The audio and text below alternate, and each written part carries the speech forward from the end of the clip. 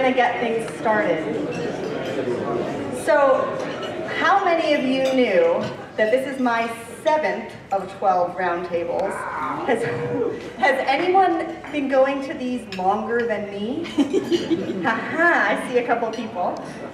Wonderful. And for how many of you is this your first Upper Valley Energy Committee roundtable? Awesome. Welcome. Give a big hand.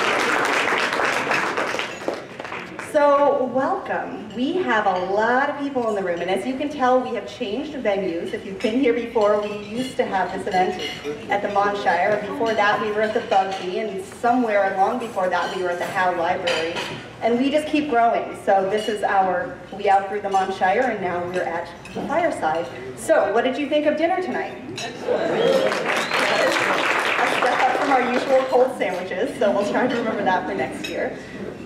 We have, as I said, a lot of people in the room. I believe we have people from 31 towns. Right. Some of you are on energy committees. Some of you are Lone Rangers, and some of you are here because you are interested in joining or starting an energy committee. How many people are here because you are curious about joining or starting an energy committee? Awesome.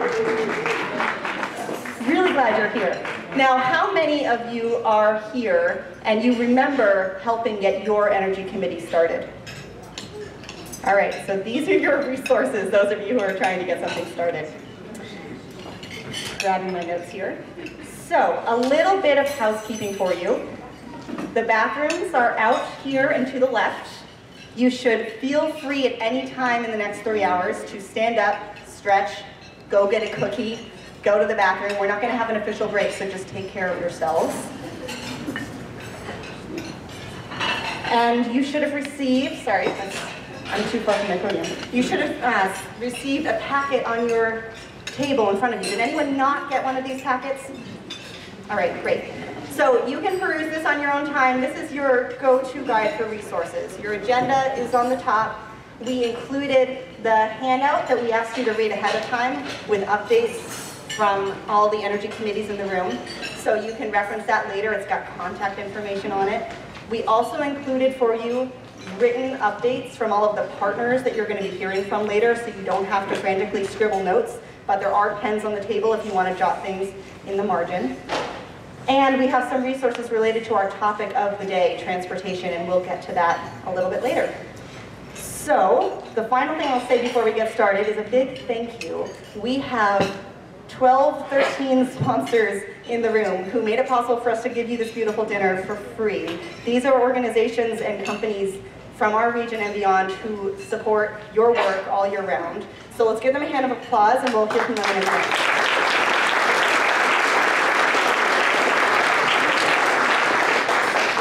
All right, so before we dive into the agenda, there is a tradition that we need to uphold. And I know some of you are still eating, but we are still all going to participate.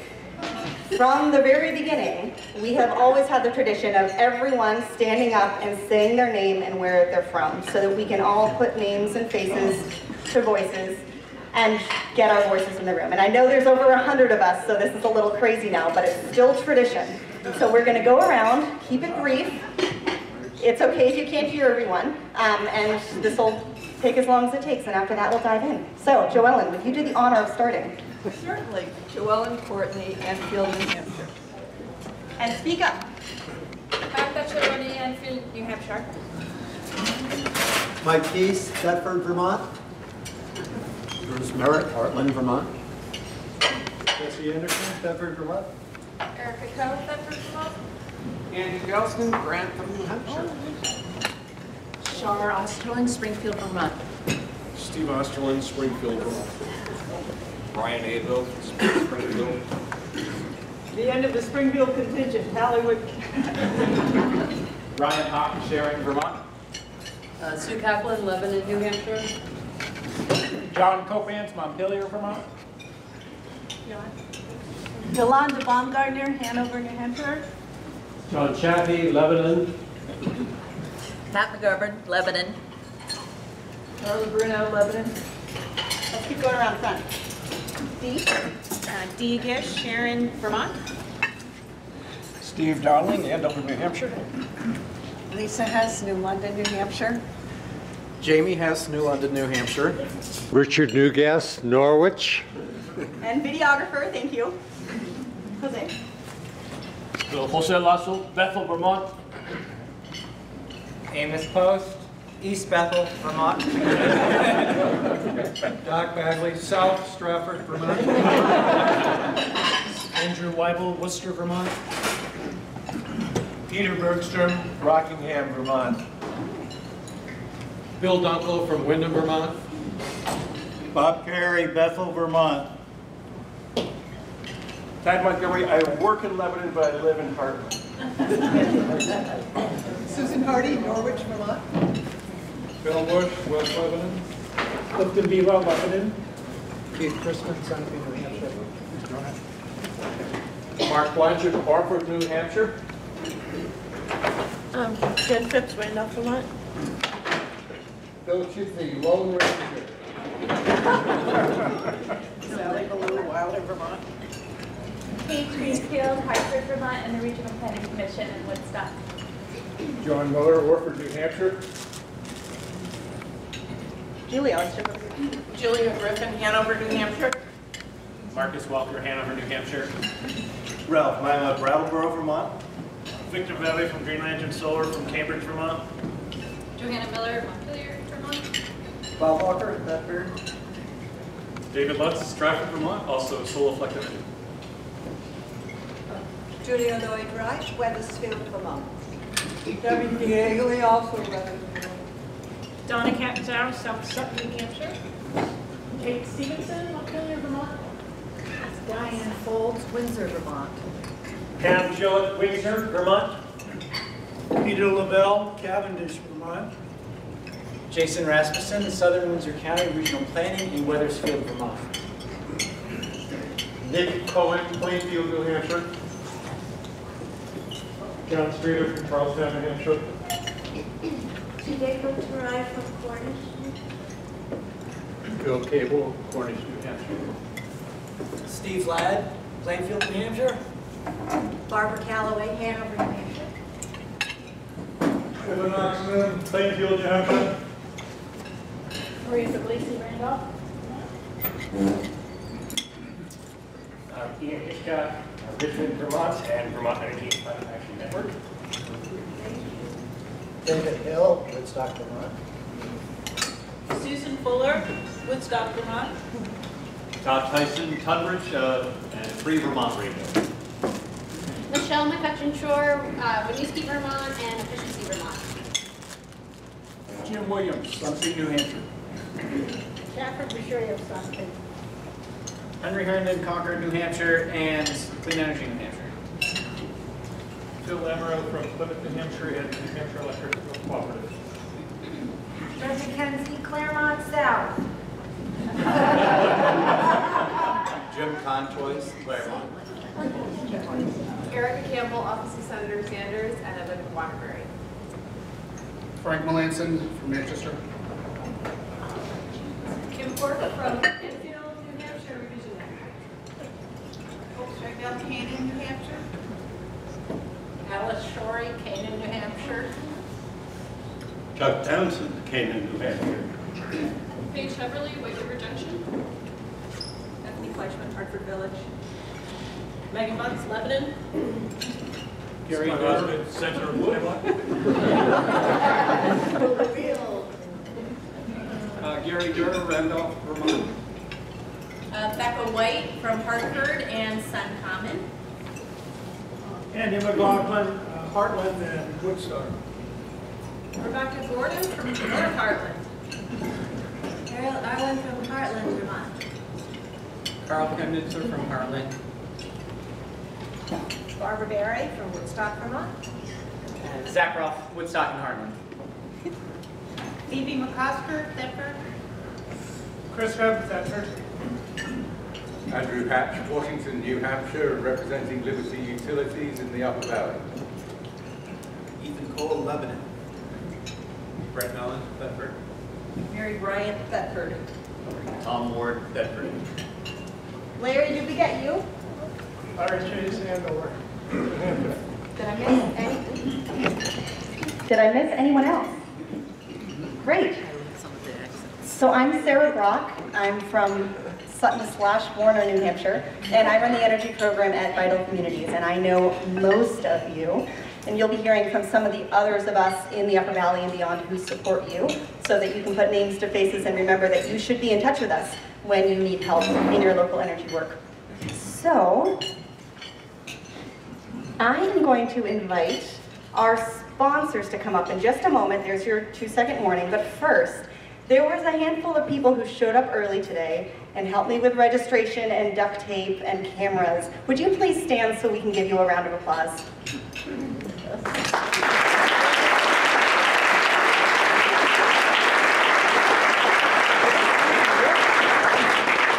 They're the folks who live close enough for me to harangue into helping me.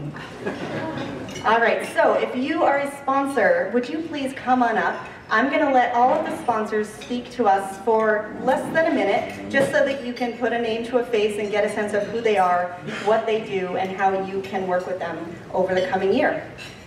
So, who wants to get us started? Bruce? Sure, I usually go last. I'll go first this time. I'm Bruce Merritt. My company is Build Basic Green. I have offices in Lebanon and in Heartland, Vermont. I'm a participating contractor with the majority of the utilities in New Hampshire, Eversource, the Co-op, Liberty Utilities, and a participating contractor with Efficiency Vermont.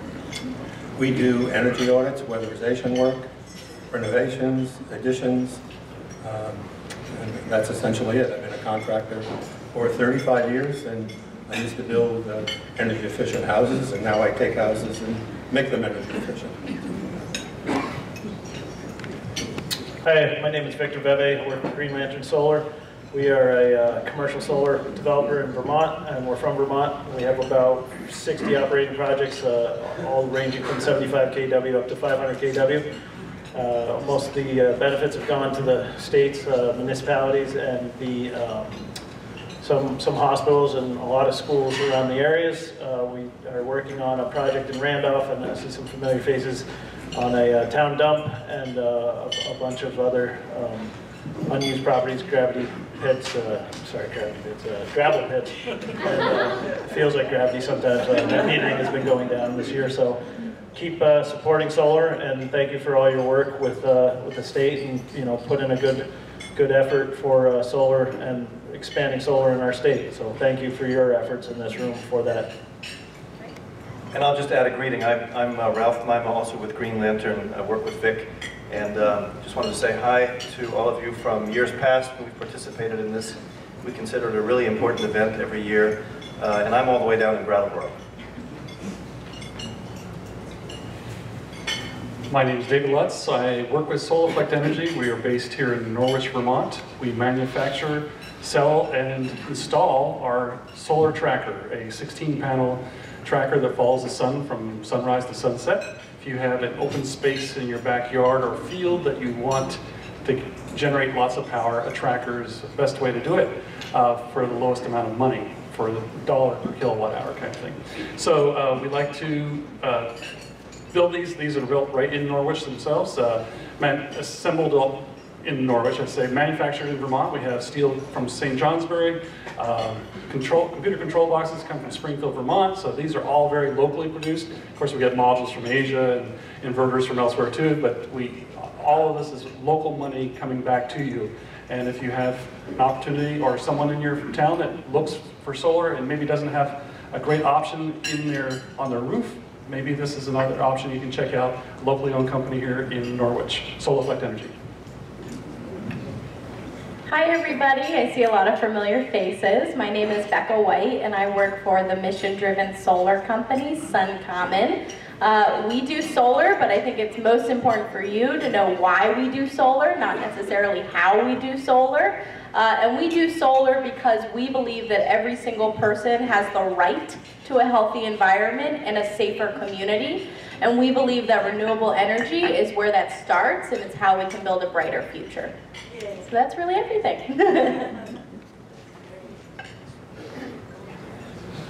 I'm Brent Mellon with Building Energy. We have offices in Williston and White River. primarily working in Vermont. Our focus is on weatherizing energy audits, making buildings more comfortable, more energy efficient, and we also add heat pumps and solar for renewable heating. We've participated in weatherize events from 2017 through the current button-up, and we've been grateful for all the Community Energy Committee support through that, so thank you very much. Good evening, my name is Andrew Hatch. I represent Liberty Utilities in the Upper Valley. I offer the assistance to access energy efficiency incentives for commercial, industrial, and municipal customers. And I've been working on this job since February and got to meet some great people up here. Thank you for all your support. Hi, my name is Ethan Cole, Earthshare Construction. We're based in Lebanon, New Hampshire. And we're a general contractor who focuses on energy efficiency. We do remodeling, retrofits, new construction, and weatherization. We do projects on both sides of the river. We do some design build work. And one of the things that differentiates us is energy efficiency and sustainable choices are part of our mission.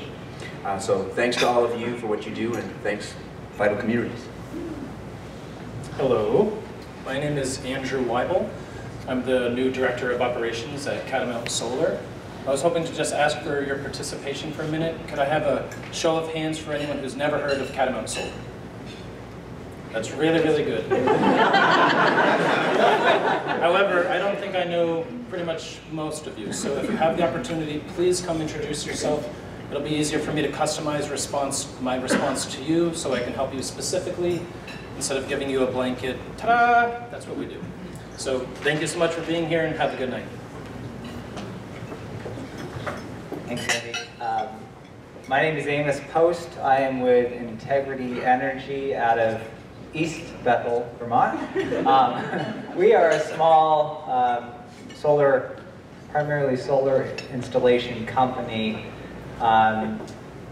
Been in the local area for a while now, 2011, and we've participated with Vital Communities in some solarized programs, and just actually wrapped up a recent solarized program in Bethel with a total of 15 new installations there. So it's good to see some familiar faces here, and just glad to be here, so thank you.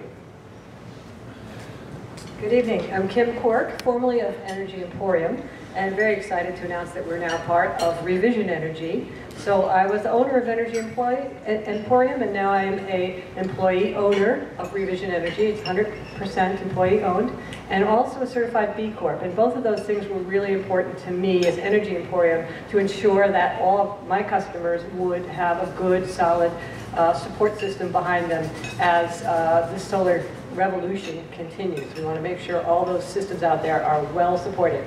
So I'm very excited to be here, excited to bring Revision Energy's offices to Enfield, New Hampshire. Thank you. Hi, I'm Phil Emerow with New Hampshire Electric Cooperative, and I'm here representing both the cooperative and New Hampshire Saves. So in New Hampshire, the 4 electric utilities and 2 gas utilities partner together to offer energy efficiency programs and incentives through the New Hampshire Saves programs. I specialize in residential energy retrofits, as does Frank Melanson. Frank is here with Eversource, and I'll let him talk to you as well. But I'd like to say that it's been a great pleasure to work with Sarah and Vital Communities over the past 2 years and the Weatherize campaigns they've put on in the Upper Valley. And it's been a great help to our members and to people who, I'd say this is an underserved region of the state when it comes to weatherization programs. So thank you for inviting us, and it's great to be here. And like you said, I'm Frank Melanson from Eversource, and we are really just here focusing on New Hampshire Saves as a statewide energy efficiency program, not on our individual utilities. Hi, I'm Michelle McCutcheon-Shore, and I'm with Efficiency Vermont. We are the statewide energy efficiency utility in Vermont and serving the entire state except for Burlington, which has their own program. I've been working on energy efficiency in the state of Vermont for about 6 years, but I just started with Efficiency Vermont a few months ago. And I want to, even in those few months, put out a heartfelt thank you to all the Energy Committee members out here. You guys are our eyes and our ears and our support systems in the communities, and we really couldn't do what we do without you guys. I'm officially the community manager for Efficiency Vermont now, and I really look forward to working with all of you and learning on how we can even further strengthen your work on the ground. So feel free to find me at any point, or even just reach out to me after this meeting if you want to talk about how we can work even more together. But thank you for everything you guys do, and to Vital Communities. You guys are a fantastic partner to us. So thank you so much. My name is Nick Cohen from Plainfield, New Hampshire, and among other things, I'm representing the Sierra Club, who you probably know has been at the forefront of dealing with these issues since the 1970s. I was an original attendee, by the way, of the Earth Day in 1970. The Sierra Club has lots of programs which deal with energy conservation and just in general preservation of the earth. Get in touch if you want to know anything or where to go. Thank you, Nick. Great, so let's just give one more hand to the sponsors. Thank you.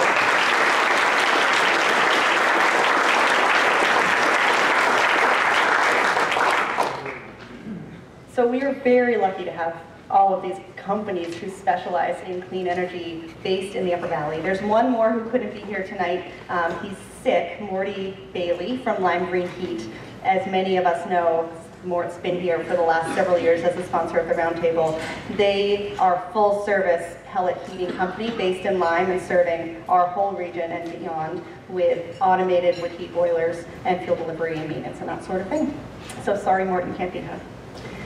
All right, so the next group of people that I want to introduce you to will be more familiar faces. These are the partner organizations who, like Vital Communities, are here to support you all year round and who helped to host this event tonight. So if your logo's up here, please come on up.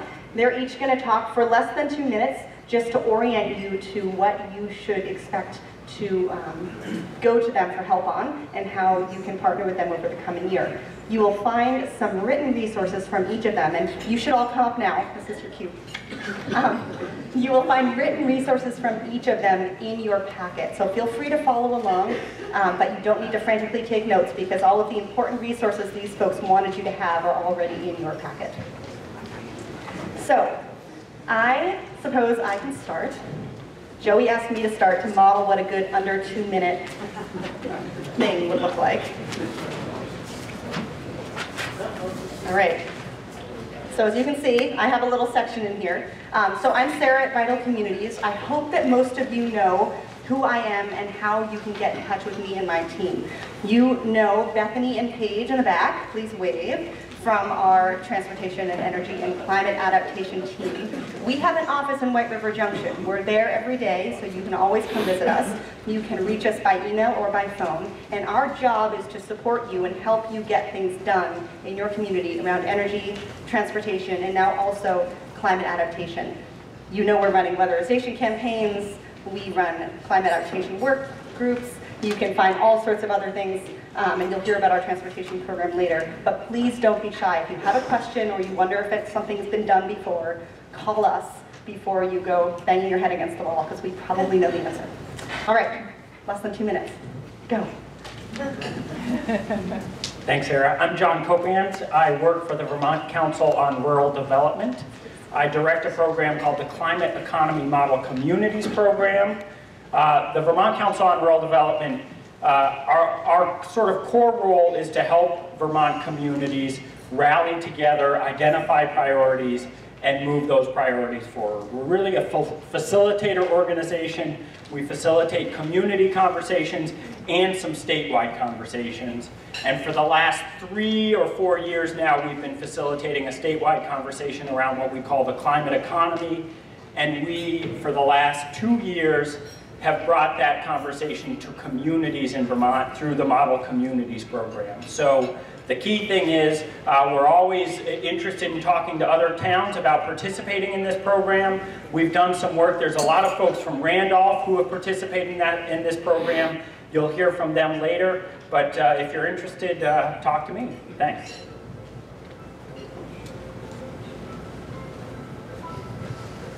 Hi, I'm Jason Rasmussen with Southern Windsor County Regional Planning Commission, and we exist really to serve our towns. So we have a lot of energy planning going on at the moment, but this is probably our last year for helping towns with enhanced energy plans.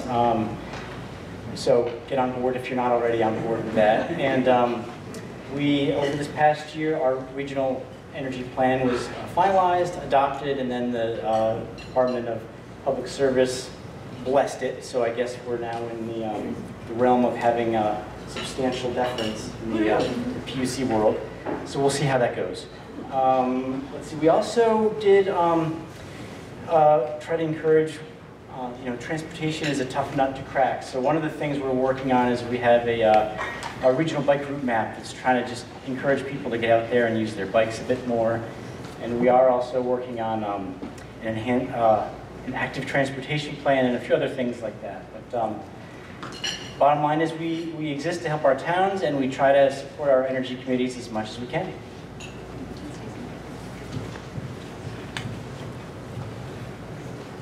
I'm Dee Gish, and this is... Hi, I'm Paige Greenfield. And we're with the Two Rivers Ottaquechee Regional Commission in Woodstock, and we serve 30 towns in the East Central Vermont region. And just like Jason, we are working currently with 5 towns on enhanced energy planning. We've worked with 10 before, and we'd like to see more of them go through the final stage of the process and get their energy plans and their town plans to get the substantial difference. We're also working with Southern Windsor and Upper Valley Lake Sunapee on a housing study program, and we're currently partnering with and working closely in collaboration with Efficiency Vermont to help provide energy incentives and help town energy committees implement some of their programs through their town plans. Thank you.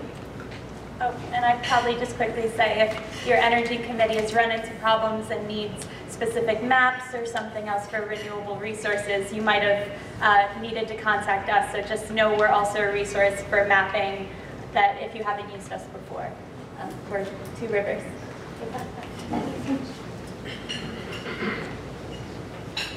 I'm glad the other RPCs went before me. So I'm Megan Butts. I'm Upper Valley Lake Sunapee Regional Planning Commission. I'm on the New Hampshire side. We have these brochures, if you want to take them, with a nice energy planning insert there. So we help our 27 communities in a number of different things, including planning and a lot of things outside of that. And with energy, we focus on master plans, policy writing, development regulations, building codes, zoning ordinances, things like that that you need help with. A lot of our New Hampshire towns don't have planning staff, so we can help out with that sort of thing. We also do extensive mapping and transportation work. So tonight's presentation will help you see a little bit how energy connects with that. And if you have any questions, please contact me because I do both of those things. Thank you.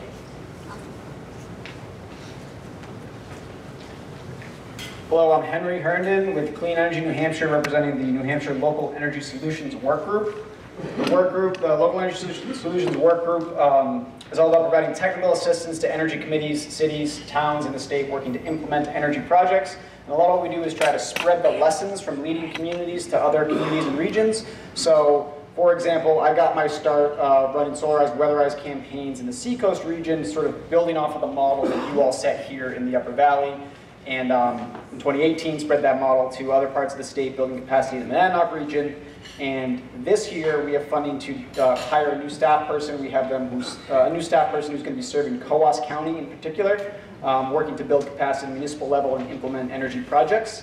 So I think there's a lot of leadership here in the Upper Valley, a strong regional community of energy committees, and we try to replicate that and spread that across the statewide. So that's one piece. And the other piece I want to flag is Clean Energy New Hampshire. We do a lot of policy work at the State House, working to move clean energy policy forward in the state. So we want to work with you, empower you to know what's going on in terms of policy, how you can participate, how you can push for better renewable clean energy policy here in New Hampshire. Thanks. I'm Johanna Miller. I'm the Energy and Climate Program Director at the Vermont Natural Resources Council and coordinate the Vermont Energy and Climate Action Network, with my colleague Ian Hitchcock, who's back there. And we work with partners like Vital Communities. It's the informal network of energy committees and partners. And our mission is to start and support energy committees. And in the brochure, you'll see a lot about what we try to do to serve the important work that you do. We have a newsletter. Sign up if you aren't already, and get other members of your energy committee to sign up. We do regional roundtables like this, although not as big, that's a challenge, across the state. And our goal is to sort of put forward turnkey projects. We're looking at opportunities to focus on transportation, and then save the date or put it on your calendar for Button Up 2019, to be determined exactly what that looks like. But we also do webinars on timely topics, including, and wanting to encourage to make sure everyone has seen this document, the Energy Action Network's overview of where Vermont stands in terms of our energy policies and priorities. The long and the short of it, as you know, probably similar situation in New Hampshire. We have strong climate and clean energy goals. We're falling radically short of them, in particular in the heating and transportation sector. And that's where we also, like Henry mentioned, work to connect the important work that you're doing at the local level to the state policy-making conversation. We have two Vermont reps here, Zach and Becca, who did not mention that they are representing you well in the State House. But I would also say that their work is extremely hard, and despite some ambitious goals, including a package of priorities that my organization and 24 others put out in the beginning of the session to move the ball slowly forward.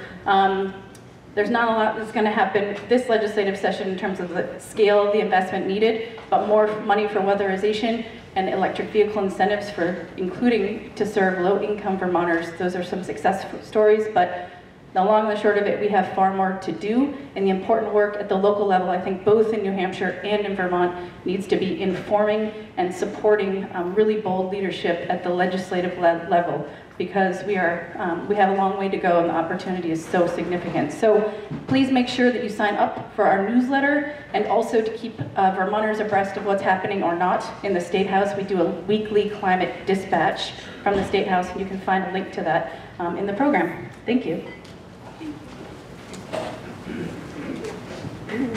Hello, I'm Erika from Senator Sanders' office, and thank you. Those are the New Hampshire folks clapping for me. Some of you may know Haley Perro in our office, who covers energy and environmental issues, and I'm covering for her tonight. But I do work on transportation issues as well as agriculture, so tonight's conversation should be fitting. I wanted to share just a couple of federal resources with you, in case you're not aware. They are in the packet. There's not too many of them. I just wanted to mention, if you're not aware, Bernie is on the EPW committee, Environment and Public Works Committee in the Senate. He's on a couple of subcommittees, including the Transportation and Infrastructure Subcommittee and the Energy and Environment Committee. He is an original co-sponsor of the Green New Deal. And in terms of the transportation side, we are starting to slowly work towards an infrastructure bill, and we're really pleased that it looks like the committee has taken on Bernie's request to significantly increase electric vehicle charging stations in that. So we're pretty hopeful if we can ever move an infrastructure bill forward. And also just on the climate legislation side, we're continuing to work on that, and would really like to see many bills rolling out from the Green New Deal resolution. So in terms of resources, I'm not going to go through all of them. I actually, there's some EPA, USDA rural development resources that we put in there. And I did forget to put one on there because I work with farmers, the REAP grants, the Rural Energy for America program that farmers and small businesses can apply to for energy efficiency projects, renewable energies on their farms or for small businesses. And you can apply 2 times a year through the Vermont USDA Rural Development Office. And I'm not sure if you also know about the Northern Border Regional Commission program, NBRC, that is now statewide, and Orange County actually qualifies for an 80%, only needing 20% of a match, and the rest of the, most of the rest of the state is at 50%. So hope that grant is due very soon. So in case if you don't know about it, that's fine. But for next year, just keep that grant in mind, and it can be used for a variety of energy, transportation, municipal projects. I think that's about all I want to say, but you can go to our website for more resources. And also, if you're ever applying for a federal grant, we are more than happy to write a letter of support for you. So just contact Haley or I, and we're happy to do that. So thank you so much for having me. Thank you, Erika. So I know that's a lot, and some of that was familiar and some of it wasn't. The way I think about it, so as energy committees on either side of the river, in the Upper Valley, we've got these 3 regional planning commissions. That's level 1, Two Rivers, Ottaquechee, and Southern Windsor County on the Vermont side, and Upper Valley Lake Sunapee on the New Hampshire side. Then we've got Vital Communities that kind of covers everything and fills in the gaps. And then we've got these statewide organizations, Joey and VCAN on the Vermont side, and Henry and the New Hampshire Local Energy Solutions Work Group on the New Hampshire side, which can connect you with organizations statewide. And those groups also host an annual conference, which wasn't mentioned, but I know many of you are aware of and have attended. How many of you have been to one of the state conferences in Vermont and New Hampshire? They're really great. It's like tonight, but better, because there's more workshops and more energy committee members. The Vermont conference is always the first Saturday in December, and it's always in Fairleigh, which is very convenient to those of us in the Upper Valley. And Henry, when is the LES New Hampshire conference? Friday, November 15th. Bravo, I couldn't remember that. Friday, November 15th is the New Hampshire conference, and you get bonus points for going to both, like I do. So, and then otherwise, there's some other organizations you've heard from, like Senator Sanders and Vermont Council on Rural Development. But if you're ever confused about who you should be going to for what in the Upper Valley, you can always come to me, and I'm happy to connect you. So, with that, we are running perfectly on time ahead of schedule, which is great, because we have passed the point in the agenda where you just have to sit through all these really quick, rapid updates. And now we get to relax into the fun part, which is some storytelling, some learning, and some discussion. So the first thing that we are going to do together is an evolution of another tradition. How many of you remember coming up and doing the 2-minute updates at the microphone? Yeah, so we used to have every energy committee in the Upper Valley come up to the microphone and talk for 2 minutes about what they're up to. And then suddenly we had like 20 energy committees and 25 energy committees, and then once we got past 30, that was really unwieldy. So our new version of this is what we call a showcase. And those of you who were here last year will remember this. We've got 5 stories for you tonight. Each one is going to be about 5 minutes. We've got a little leeway, so if they go over a minute or two, I'm not going to chomp at the bit, but I will help them keep time. And these are stories that were picked to be diverse and inspiring and interesting, and we hope you'll follow up with the storytellers afterward. This is about projects that are happening in our communities that hopefully will inspire you to take some of these ideas home. This is the order that we're going to be speaking in. So those of you who know you're speaking, we're going to start with Sharon. And then second is Enfield and Canaan. Third is Woodstock. Fourth is Lebanon.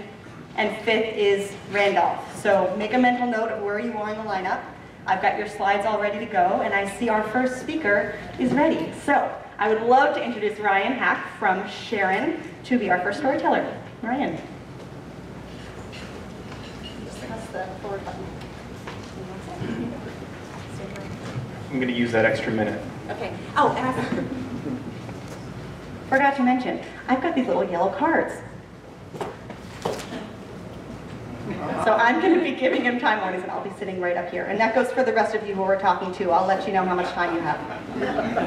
I've got a big hook. Do you have a big hook? That I can gonna take that to get me out of here. Okay, great.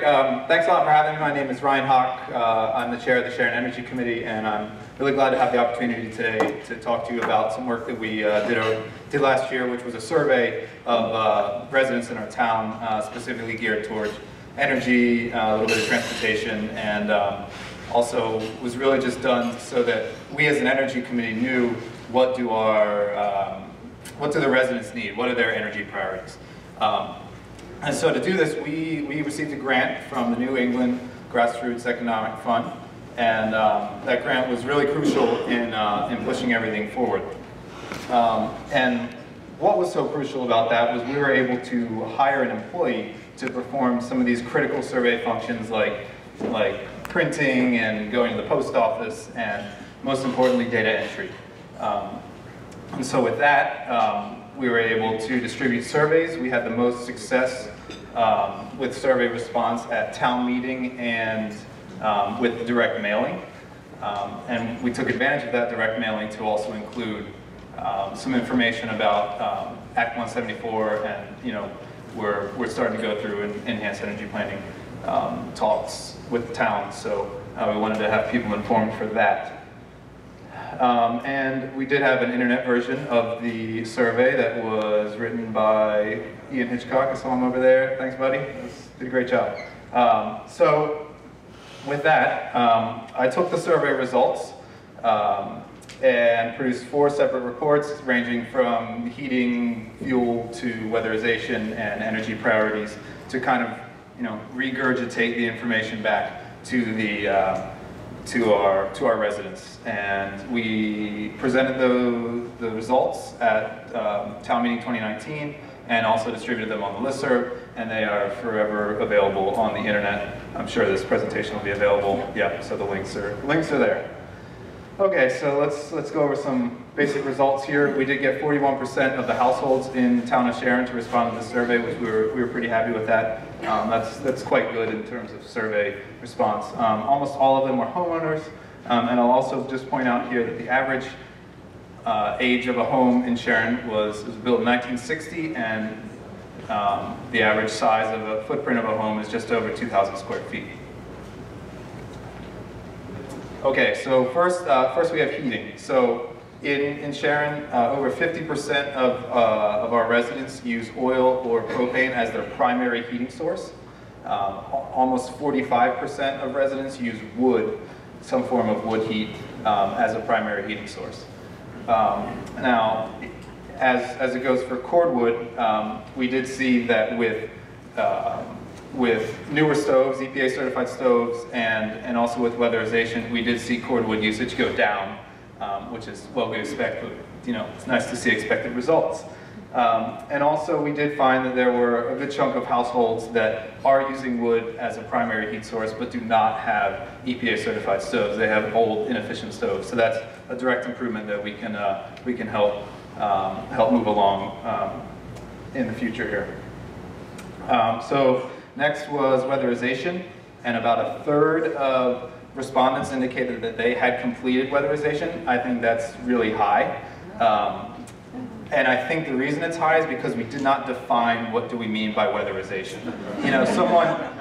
Someone might think it's just weather stripping their door, or maybe I bought a new house so it's weatherized.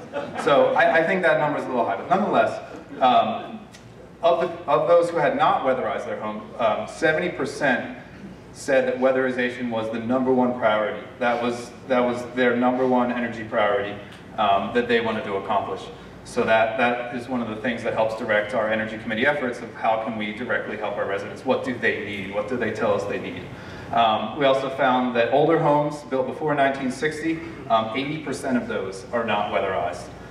So I think the reason being that it's probably the harder cases, right? And about 50% of the homes built since then have apparently been weatherized. And so then the pink elephant here, 5% of the homes, of households in Sharon own electric vehicles, and then after that, a little more than 10% said, yeah, we're really interested in electric vehicles. So that kind of shocked me, as there's not a lot of enthusiasm in our town for electric vehicles, and that's something that is kind of incumbent on the Energy Committee to kind of bring to the forefront, because that's I'm sure we're going to talk about it a lot later. It's going to have to change. Don't put that 30-second one. Okay. All right. Good. So yeah, in one of the reports, I put my mind to paper, and you'll have to read the report to see the silly things that I wrote. Anyway, and so lastly, energy siting. In general, the residents of Sharon are very welcoming of solar energy development if it is sited appropriately. However, about a quarter of them are concerned about the visual aesthetics of solar development. And less than 10% had markedly negative views about solar. So they'll always be there. And wow, I'm going to finish on time. This is crazy. So I thought the survey was a success. It's given us a lot of data that we can put into our energy chapter as kind of some benchmark heating and heating fuel type and a little bit of quantity. We had a really good response with the pen and paper. Highly recommend that if you're ever trying to get information out of people. Meeting them with a pen and a paper is really the way to do it. Couldn't have done it without the NEGEF grant, so that was huge. Highly recommend. They're great people to deal with and really understanding. And so yeah, as an energy committee, the survey allowed us to kind of direct our efforts towards weatherization, cold climate heat pumps, and a bit of wood heat. So I'd say the one, I don't want to call it a regret because that's a strong word, but the one thing that we should have asked about was what were the barriers that people have to realizing their energy priorities that we asked about. So sorry we didn't get that information. Better luck next time, but thanks for your time.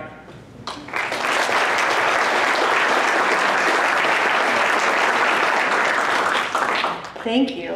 So Ryan, is this something you can share? Can you send a template of the survey that I could post online?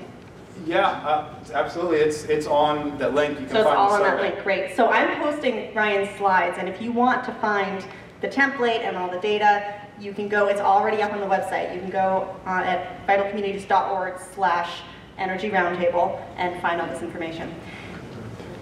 Great. So there was one resource that Ryan mentioned that I want to underscore, and I haven't mentioned it yet. I was saving it until now because you can see the benefit. The New England Grassroots Environment Fund has grants available, and you don't have to be a 501c3 nonprofit to receive them. They are typically in the $500 to $3,500 range, and the grant application deadlines are all throughout the year. They happen to be one of the sponsors of today's event that couldn't be here, but you should know that they are an incredible resource for energy committees. Who else has received a NEGEF grant in the room? Okay, so talk to these people if you're curious. The other thing that NEGEF wants me to tell you, if I can find it, they have an event coming up. I believe it's on May 18th in Brattleboro. It's their, I think they do this a couple times a year, their Root Skills Conference. This is a gathering of local groups focusing on energy, environment, social justice, a whole range of things. This time it happens to be in our neck of the woods, Brattleboro. They do these all across New England. So May 18th, it's in your packet, and I would encourage you to look into it. I think the topic is centering equity in rural communities, which is a very timely and important topic. So, yes, Bob. In terms of resources, do you have on your website, I think, also a link to the names and contact info for each of the town energy committee chairs in case you want to talk to them? Thank you, Bob. So in your packets, you've got the name and contact information for all of the energy committees that responded to our survey this year. And if you see anyone missing, contact me because I can get you in touch with them. What's the name of that group again? New England Grassroots Environment Fund. They're in your packet under the resources, New England Grassroots Environment Fund. Okay. So our next story comes to us from Canaan and Enfield, and I can see Kim Quirk waiting in the wings. So without further ado, Kim. Thanks, I hope you didn't use up all my 5 minutes. No, don't worry. I was like, she's going on and on, what do I get?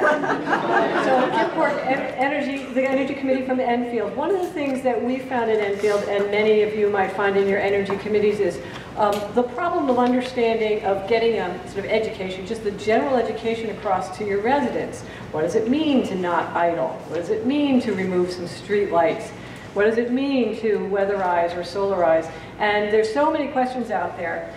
So last year we talked about getting together with Cohen and doing it as a joint project to do an energy expo. And one of the reasons I like this idea is because I always loved going to Solar Fest.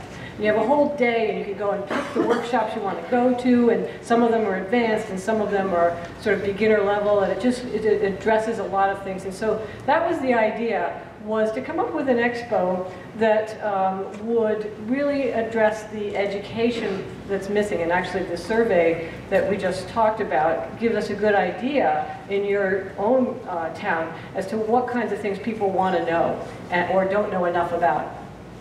So the main questions we had to answer if we were going to do an expo like this was, who would do the presentations?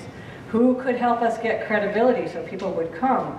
And who can do all the logistics? And I wrote down grassroots funds because the logistics didn't end up costing a lot, but that would have been perfect for food, for instance. One of the themes that we found in this was that free food is a big draw. And if grassroots funds can pay for that at a nice expo, that's a great idea. So the idea was to have beginner through advanced workshops to address everything from Solar 101, heat pumps, various types of heating, and weatherization, etc. So who could do the presentations? Since I work in the energy field, it was really, I thought that experts should come right from the field. People who are out there weatherizing homes or putting solar on your roof and things. So we had a little bit of unique capability of finding those experts by just calling up all the people in the industry. But everybody here now knows all these people who can provide really good information to you if your town or anybody else wants to do something like this. Lending credibility. So my thought was, how are we going to get people to think that this is a real expo and it's really educational and it would be important to come to? So of course the first thing I thought of was vital communities. They'll help us, which they absolutely said, you know, we'll do what we can. They're not going to run it, but they'll put their name behind it. And more importantly, even I thought, was working with other energy committees. Is there a little something? Oh, okay. That worked. So if you can see, brought to you by. So I basically called up the energy committees. Well, Enfield and Cohen were on board from the beginning. Plainfield, Cornish, Grantham, Claremont, Lebanon, Kearsarge Action Committee, Sustainable Hanover, and basically sent out the email and said, don't all you guys want to be involved in this? Wouldn't you want all of your residents to be interested? And if you don't have to do anything, would you let me put your name up there? And everybody said, sure. And then over time, I asked people, and they did things. They helped to bring food, or they helped to run it on the day of and stuff. So I kind of said, we're going to have all these people because that's what tells the resident in your town of Lebanon or in Andover, whatever, that this is backed by your energy committee. It's important. You might want to be interested in going there. So we kind of assumed we would get a lot of energy committees on board. And then when I asked people again, at first it was kind of reluctant, like, well, how much time am I going to have to put into this? Or are we talking money? And when we got past that, I said, no, just show up. You can have a table. Then it was like, oh, great, good idea. So that's how we went. That's how we got credibility. And then in terms of doing the logistics, it really was a relatively small group to find. In this case, we used the Mascoma High School, and to get the food and a few things. It didn't take a lot of work, really, to pull the logistics together. And as I said, the biggest issue really was I didn't want to go fundraising. I didn't want to ask people to give money. So next time we do this, it'll be the grassroots funds. Because it really, again, it doesn't cost too much to do that. So basically, we had classes on heat pumps, LED lighting, Solar 101.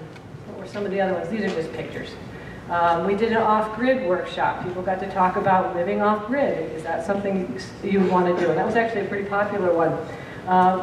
We did one on weatherization and the construction level side of energy efficiency.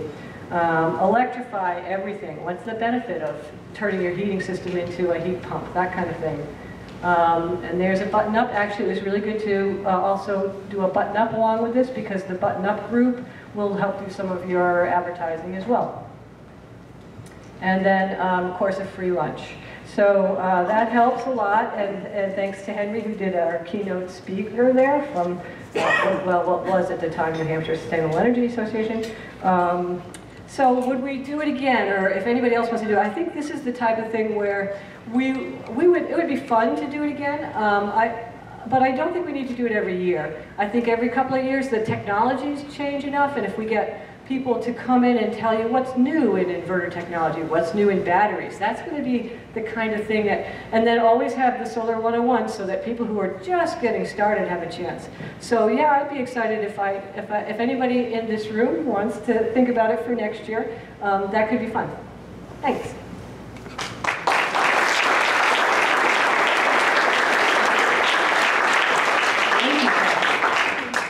So I know Kim is not the only one who's hosted an event like this. Who else in the room has hosted an expo?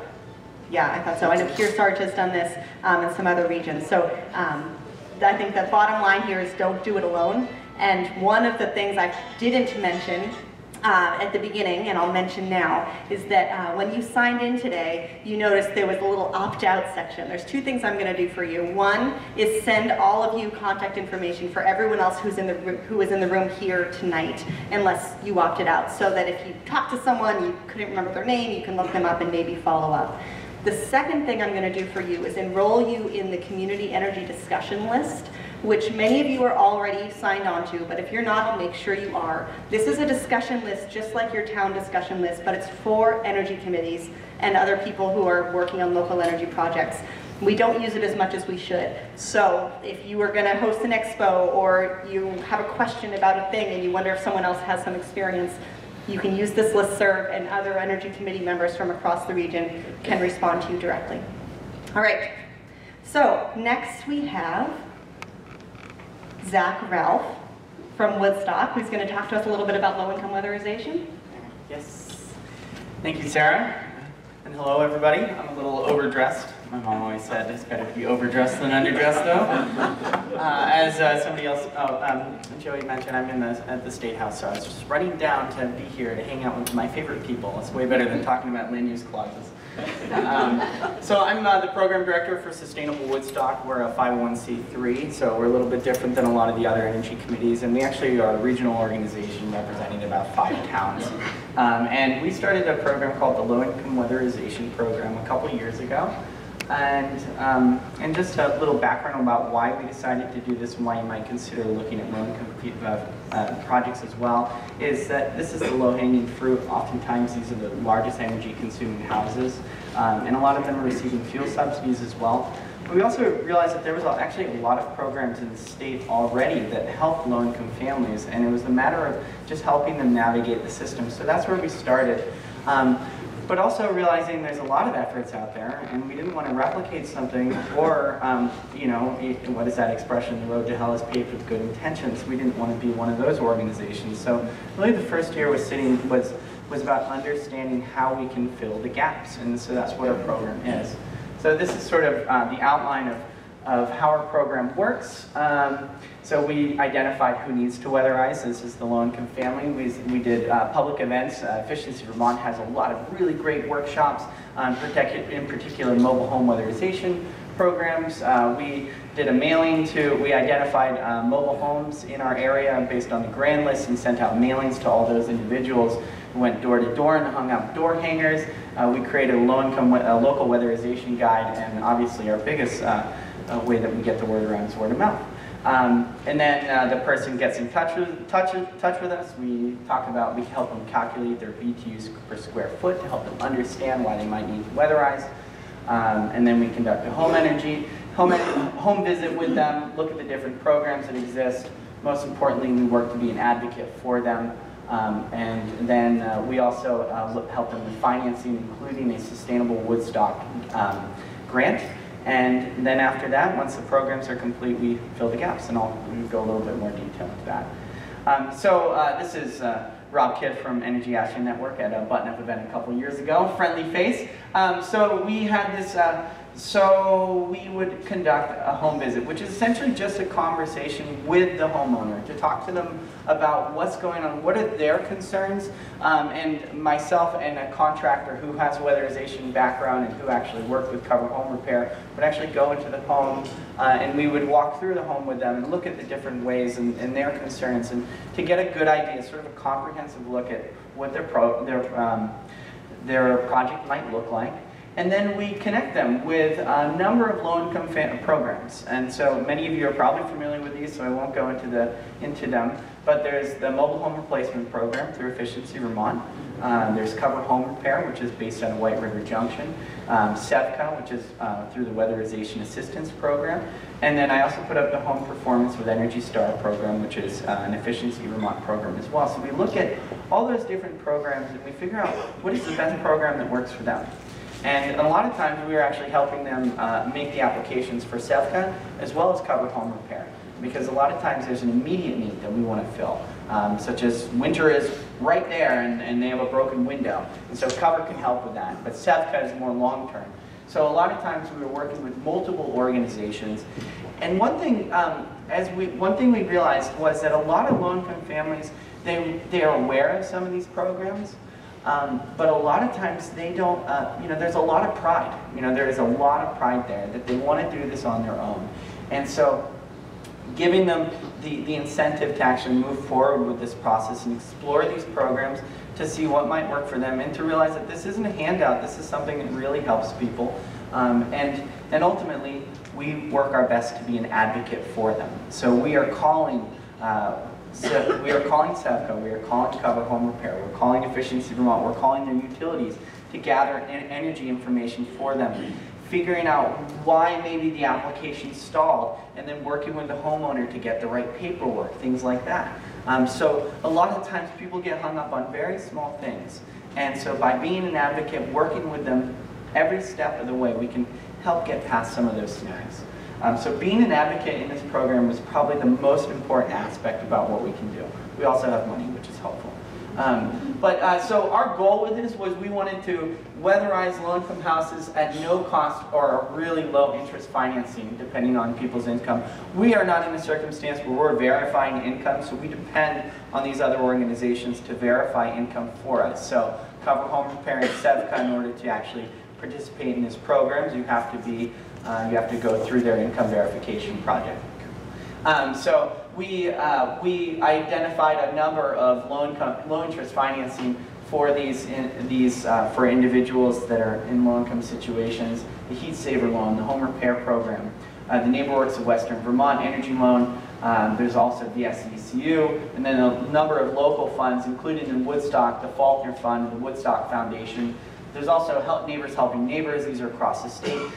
You'd be surprised about how many pots of money there are in your own community or across the state that will help, or that are designed to help low-income families. So, find your low-income advocates. In our community, we have the Ecology Health Foundation, which works with low-income families all the time. And so we could go and talk to them and say, what funding do you have available? And they can just plug, they have resources right there.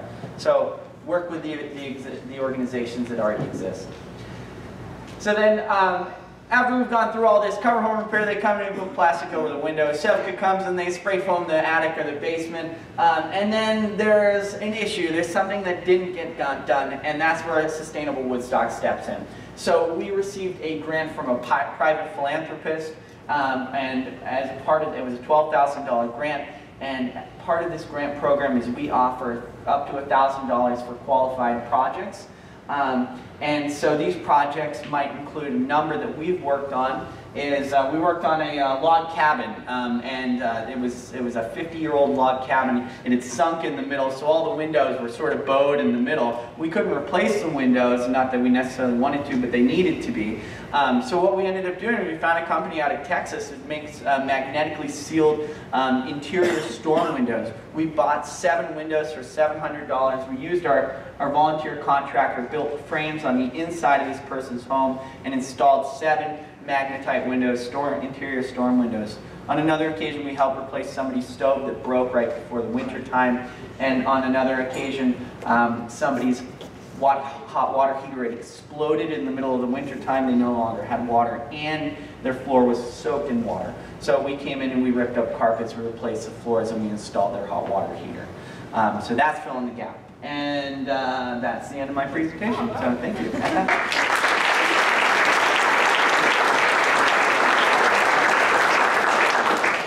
Thank you. Very inspiring. All right, next up we have Cliff from the City of Lebanon.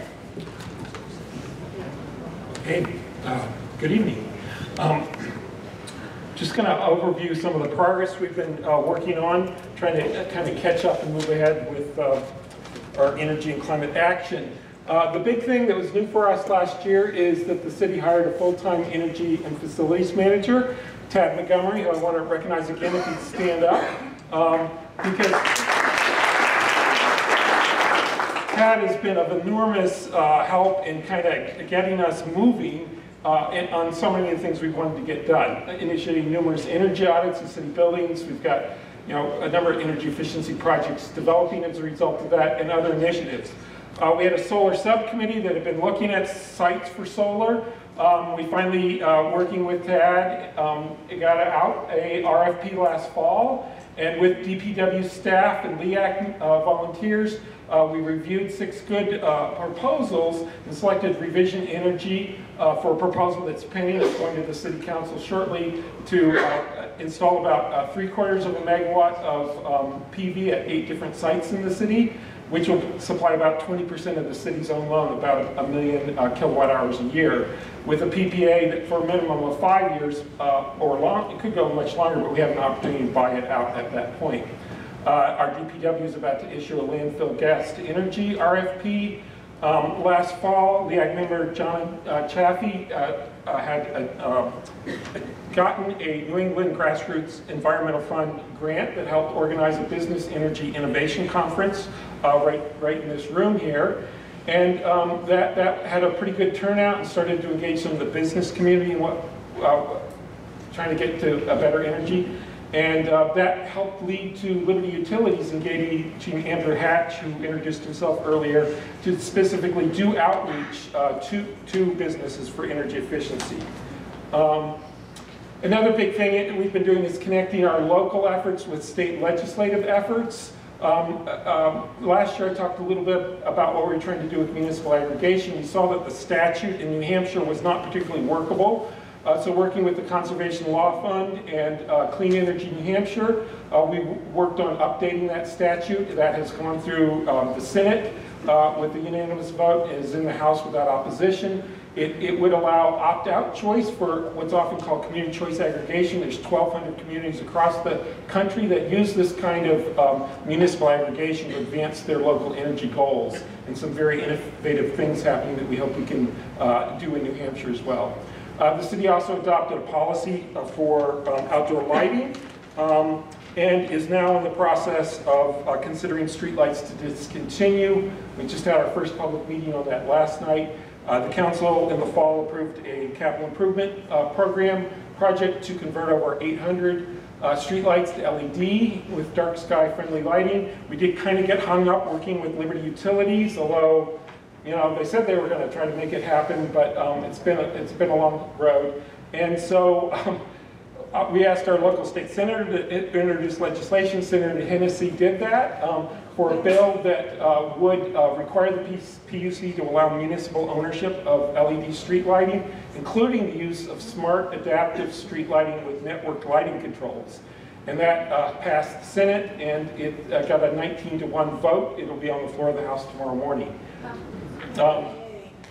Yeah, finally. For all the folks who have Liberty Utilities, we're finally going to get moving on this. And it gives direction to the PUC to also allow a built-in revenue grade metering, which would allow credit for the reduced kilowatt hours if you dim the lights. And they have finally filed a proposed workable tariff in their new case, and the city will intervene in that and get involved. Just want to say a word about this opportunity for network street lightings. It enables dimming or brightening of the light, so you're not just sort of stuck at one level forever.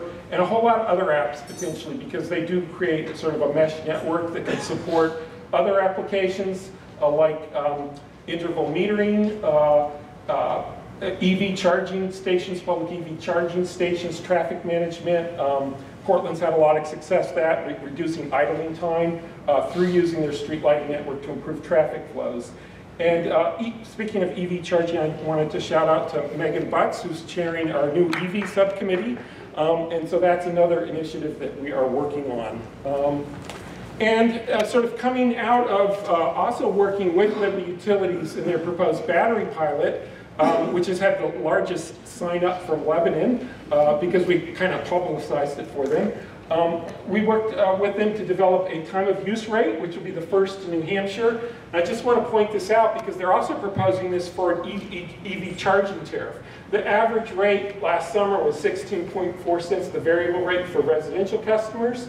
This would, for half of all hours, 8 at night to 8 in the morning, year-round, the rate would be only about 6.4 cents a kilowatt hour. So that would be a good time to charge a car. And it'd be a little less than that even on the rest of the weekends and weekdays. It would be real high for the 3 p.m. to 8 p.m., which is when the highest demand is. And so the batteries in this pilot will help people avoid having any load in that peak time and shift it to those lower cost times. And so finally, just sort of the need for time varying rates arises from the fact that as we add more solar, the sort of the New England duck curve there, as we add more solar, there's an opportunity to use that solar to charge, and discharging that to reduce our peak and move those flexible loads either to when we have surplus solar or the middle of the night when power's cheap. Thank you.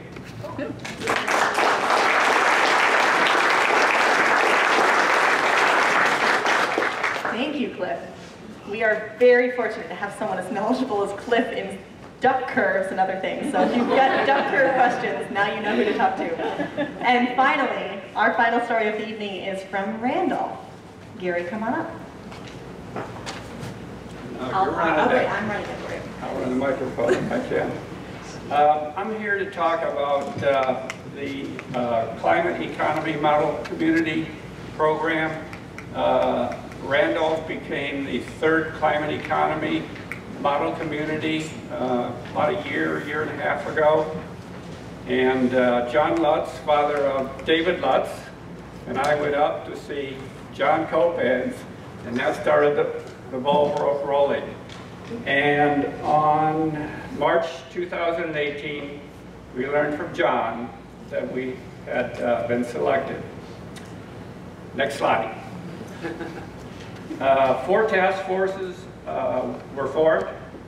Home energy efficiency for homes and business, reduced energy costs for schools and municipalities, downtown and business development. We had lost a number of businesses in downtown and we're well on our way to recovery. And the 4th one was bring people into town through travel and tourism and spend your money here. We had 72 people volunteer for those 4 task forces. 72 wow. People. Isn't that incredible? And we've been talking to the town manager. We can't use all the talent we have, and so we have some committees in town that some of these people might end up working with. Next slide. On April 24th, we had a community celebration in Randolph at the high school, and we talked about our accomplishments. 3 workshops were held on energy. We had an expanded button-up campaign. We had 10% of the state applications, 10% of the application, and we had 38 walk-through visits by Efficiency Vermont. And by the way, we work very closely with Efficiency Vermont, Green Mountain Power, and another very competent providers, and John made all the connections for us. We had an alternative heating workshop on heat pumps and modern wood heatings, and some amazing tips came out of heat pump things. You don't just necessarily push a button and turn them on and run them on automatic in the best possible ways. And there are going to be return visits to help some of the people use those heat pumps more effectively. And then we had a modern wood stove workshop with Emma Hansen from the Vermont Parks and Recreation Association. If you have any question about wood heating of any kind, call Emma Hansen. She has the answers.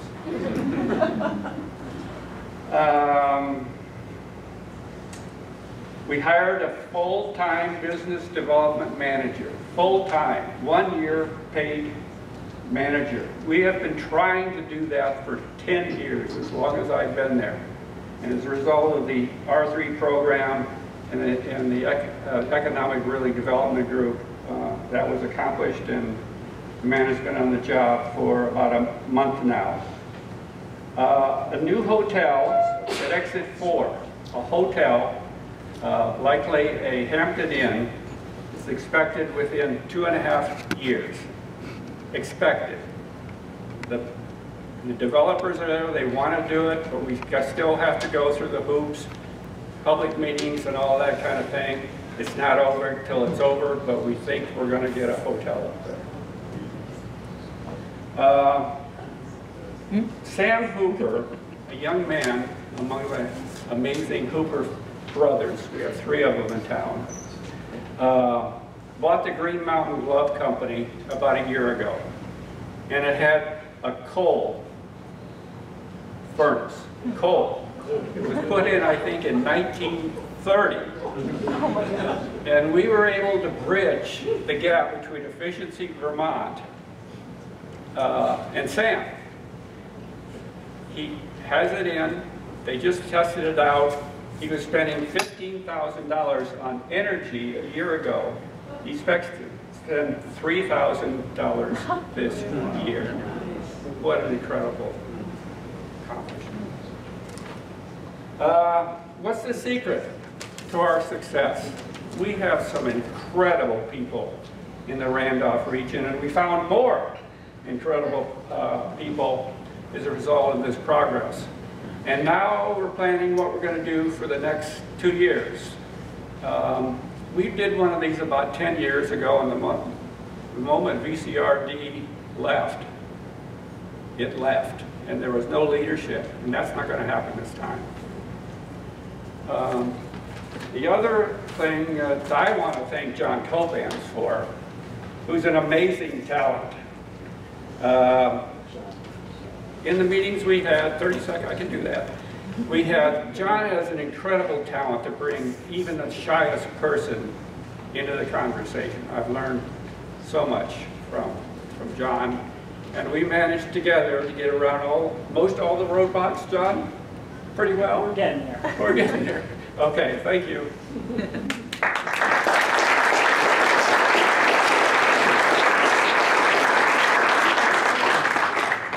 Great, so that concludes our 5 stories for this year, and you might be next for next year. So when I send around the Energy Committee survey next February, if you've got a story that you'd like to share up here, send me a note. We want to hear from all of you over the next few years. We are going to shift gears now, so if you need to stretch, now is a really good time. I do want to say that all of the slides that you just saw are already up on the website, so you can go home tonight and look up whatever you want to reference back. And if you want to be in touch with any of the 5 people you just heard speak today, contact me or look in your folder. Please follow up. They would love to answer your questions.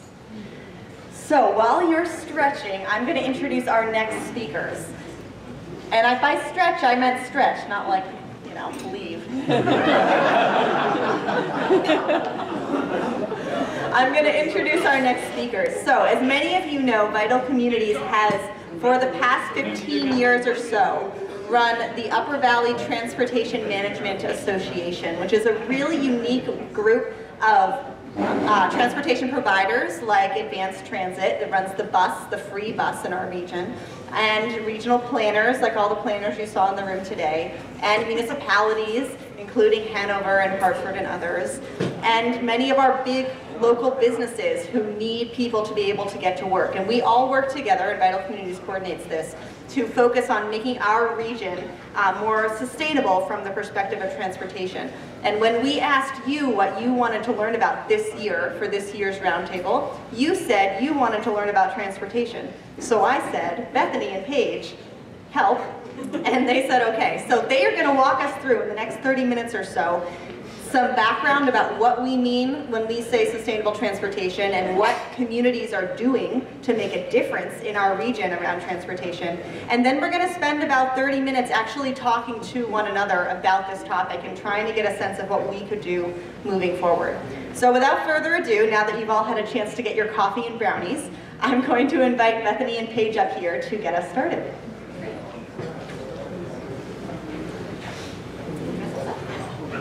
Thank you, Sarah. Here, you do that. I'll hold the clicker. Go to snack. There. You guys set on timer? Yes, there's a timer on that. I'll put that. Cool.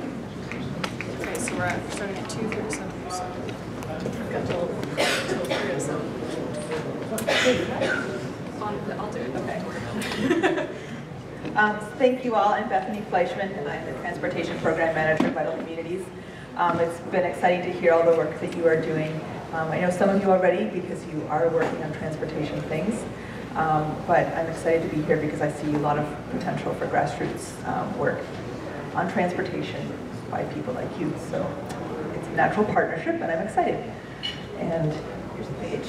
And I'm Paige Heberly. Many of you know me as wearing my energy hat, or wearing my transportation hat, or wearing my climate change adaptation hat. So today I'm kind of wearing all three hats, even though they're invisible. So thank you all for being here and joining me in, with my various hats on. Oh, I have the clicker. Okay, so as Sarah prefaced, today we're going to go through kind of what the transportation context is here in the Upper Valley and how we see transportation. We've heard a lot of talk about electric vehicles. We'll go through that. We'll also talk about what we do at Vital Communities in terms of transportation. And then we'll go through some local examples of how energy committees are changing the transportation landscape. And we'll have some fun call outs, and the people in the room who are already doing this work expect to blush a little bit because you're doing great work. And then as Sarah said, we'll break into some small groups and we'll do a work session on what we can do to be moving the ball forward. So prepare to think. All right, so on your handouts, I have too many things in my hand. Here, you do that. Okay, so in your handout packet, on the back side, flip it over, there's a present. So we're gonna start thinking immediately. So we're gonna just take a quick couple minutes, maybe 2 minutes, and jot down some thoughts. So we want to get your juices taking the bus or whatever, or walking or biking or flowing, however you want to get thinking about it. To think about 3 places that you travel to pretty often, maybe once a day, maybe once a week, but places that you are often going. And then be thinking about 3 other places that you go maybe less frequently, maybe once a month, but nevertheless it's a necessary trip. And then maybe think about 3 ways that people in your town move, not just you, but maybe elementary school kids, maybe elders who don't have access to a car every day or don't have a license anymore, maybe people that don't have access to a reliable car. So just take a couple minutes, maybe just a couple 30 more seconds, and just get thinking about the way people move in your town.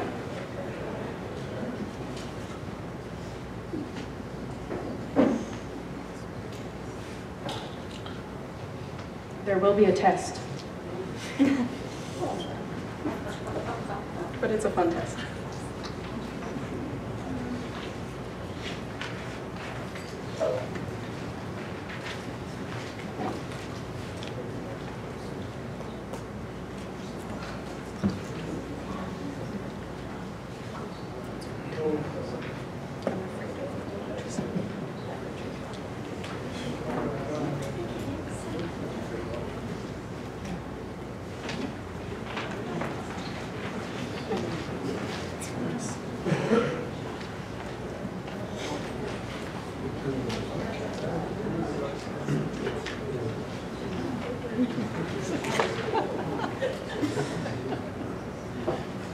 Okay, I'm starting to see some blank stares. Good or bad sign, I'm not sure. So, now that you've kind of started thinking about it, I'm gonna flip the game on you. So, at Vital Communities, when we think about transportation, we're not just thinking about cars or electric vehicles even. We're thinking about the whole community and what you need to live in a healthy, vibrant, vital place. So somewhere that's pleasant, somewhere that's healthy, somewhere where people can get where they need to go. And that's kind of encompassed by this term mobility. So it's people being able to access the services and goods that they need when they need it without kind of a cumbersome trip, whether it's by bike or walking. But we want people to be able to access things that they need and things that they want too, so that we're not just thinking about maybe the people in this room, but we're thinking about people who might have a disability, people that might have that might be in high school and don't have a driver's license yet. We're thinking about all economic backgrounds, all ages, people that might not have access to a reliable vehicle, all sorts of people that are in our communities, and then being able to access the things that they need to. So, kind of the term, again, transportation and transportation efficiency, because after all we're here talking about energy, it kind of has two components. So there's the fuel efficiency, again, promoting electric vehicles, hybrids, obviously not the stretch Hummer. That's a good thing, and we should keep doing that. But there's also the second piece of thinking about how people and goods move and how much space it takes to move people efficiently and effectively to get where they need to go. And our focus at the Upper Valley Transportation Management Association, the Upper Valley TMA, is really on reducing reliance on driving single cars, or single occupied cars. So that's kind of this catchy term, reduce reliance on driving alone. Both the mode, just driving a car by yourself, as well as just thinking about driving as the only way to get around. So it's kind of this double meaning. And that's kind of encompassed by this little cheeky graphic. I'm not sure if you can all see it, but on this one it's showing the space required to transport 60 people by car. Kind of tight, you know, that's traffic, that's Ledyard Bridge most mornings into Hanover at 8 a.m. This is 60 people by bus, much less room is taken up. And then by bicycle, less room yet. So it begins to open our minds to the ways we might think about transportation aside from just electrification or fuel switching or increasing the efficiency of the car. We're actually thinking about different modes and different ways to move people and things to be thinking about our communities more holistically. So I'll transfer it over to Bethany for a minute. So we're all here to talk about transforming our transportation system because of its huge greenhouse gas contributions. As you all know, transportation is the largest single source of the greenhouse gas emissions. And so the question is, how do we tackle this? And as Paige mentioned, we need EVs and fuel efficiency, but there's also the efficiency of moving people, whether, having more than one person per vehicle. And both of these will realize the climate benefits we're looking for. And then both of those also happen to have some nice financial benefits. They happen to be a good deal for most people. So that's nice. I'm just going to mention this because it's something I like talking about, which is how expensive it is to own a car. A gasoline car is like more than $8,000 a year if you count all the different, gas and insurance and snow tires and car payments and all those things. And next slide. We have a commuter calculator on our website, which is how you can calculate your specific commute costs. And that $8,000 is pretty typical for people in the Upper Valley because they're commuting 20 or more miles each way to work typically. So both types of efficiency are crucial if you want to make a dent in climate change. And there's a lot of people who are working really hard on the EV piece, and that's super important. But our focus, which is the efficiency of sort of moving people, is something, to me, I like it because it's sort of affecting other issues than just the climate. There's a very holistic piece of it, and I'm going to go through each of those.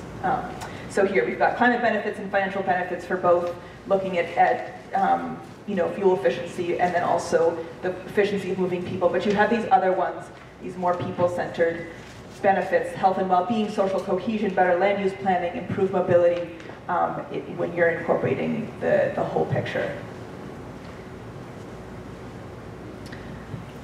So just quickly, health and well-being. The more miles you spend in a car results in decreased physical activity. This is obvious, but I think it's really emphasized when you have, if you're like walking out into your garage and getting your car and parking right in front of your work, and maybe walking a few steps a day tops. But in neighborhoods where there's transit and sidewalks, there is much more physical activity. People are typically getting like the recommended amount of exercise. And you might wonder why that would apply for transit, and that's because most buses don't pick you up right at your doorstep and drop you off right at your destination. So inevitably there's going to be a little bit of walking. So that's that piece.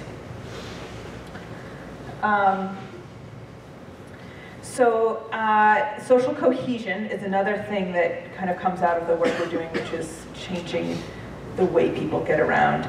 And this is a picture of Bethel during their Better Blocks grant program, where they take over some parking spaces in front of the downtown businesses. And it's an opportunity for people to interact and get to know each other by walking around. So I'll just speak to my experience doing this. I bike and walk to work quite often. And anytime I do that, there's always somebody, a friend or a neighbor, or someone I kind of know from just town, who will wave or honk because they see me, because I'm actually just like out in the street, either on my bike or walking.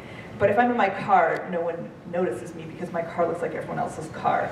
But that it's like, and then if someone's actually also walking and we walk by each other, it's like, oh, we like had a 20-second interaction that was like positive and nice. Whereas if you just are, everyone's in their cars, you don't see each other. And I tell this story a lot, but I made a friend riding advanced transit, which is the bus system in our core downtown. And I ended up going to her wedding, and we only met because of riding AT. So, I mean, this sounds like kind of like, oh, that's nice, but I think that piece of building social cohesion, we know that's something that is in decline right now, and ends up having impacts on a lot of the other things that we're thinking about. So that's something we just really like to work on and think about. Also thinking about better land use planning. When you have an auto-centered world, that means that everything's really spread out because we have a car to get us everywhere. And that often means it's too far to get to by bike or on foot, and there maybe isn't a bus that goes there. And you also end up having a huge amount of land devoted to parking lots and multi-lane interstates and things. So thinking about that piece of increasing the efficiency of people moving around, because you're either having people on bikes or you're putting them into buses or carpools, changes the way we can have our land, how we use our land, and we end up then making it so you can have maybe those extra housing units downtown that are affordable instead of having a space for a parking lot, for example. And then improved mobility. This is also, I think, just really important when thinking about, it's not just about our cars and what fuel they are using, but how are people move, that we all have to get around, and how are we getting around. In Vermont, New Hampshire, where we have definitely an aging population, more so than other places. People who are going to have to end up giving up their car at some point are still going to need to get to appointments and to social events and to shopping and all those things. And there was a study a couple years ago in Chittenden County, which for New Hampshire people, that's where Burlington is, that found that almost 70% of older adults delayed medical attention due to transportation barriers. And I personally know lots of people, young folks in the Upper Valley, like in the White River area, who don't have cars or have maybe a very tenuous transportation setup, and they end up relying on these other modes as well. So just thinking about that not everyone has the ability to drive all the time. So I've kind of been talking about the difference between sort of auto-centered and human-centered transportation systems. So if you can't see this, there's a person standing there on the curb being splashed by this SUV who's probably totally oblivious to the fact that they're doing that. I mean, I've had that happen, like people drive by and they don't notice that I'm walking and they're driving through a puddle. So this is what we call automobilism. I think this is a term that was coined by our friends down at V-Bike, which is in Brattleboro. And there's a link to their website on the Roundtable website that Sarah's put together. So I'm just going to read a quote that V-Bike says about automobilism.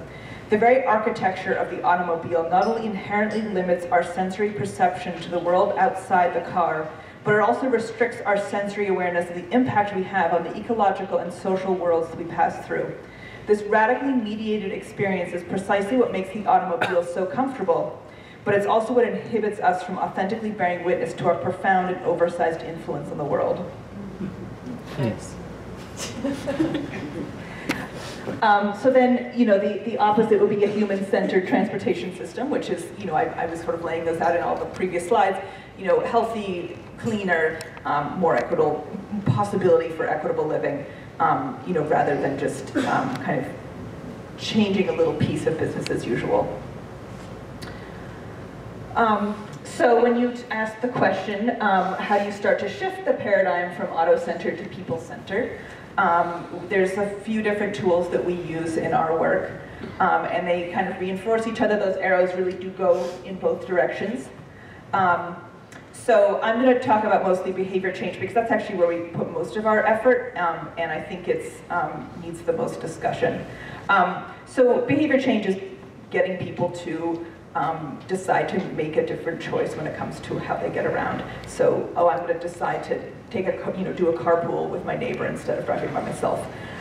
So partly that's helping people make new choices by making sure they know their options and undoing barriers to behavior change. And I want to be clear that when I talk about like making sure they know their options, this isn't, it's more than just education, because if people know that climate change exists and that we're kind of like in a dire situation, they might want to change, but that doesn't mean they're going to, because they maybe don't know how and what to do.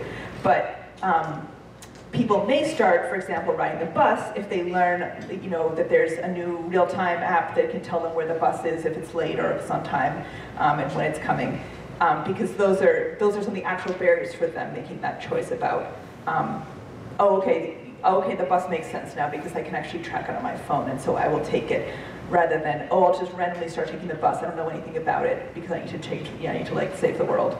So we do a lot of work kind of making sure people are aware of the resources, like, there's a real-time app, there's,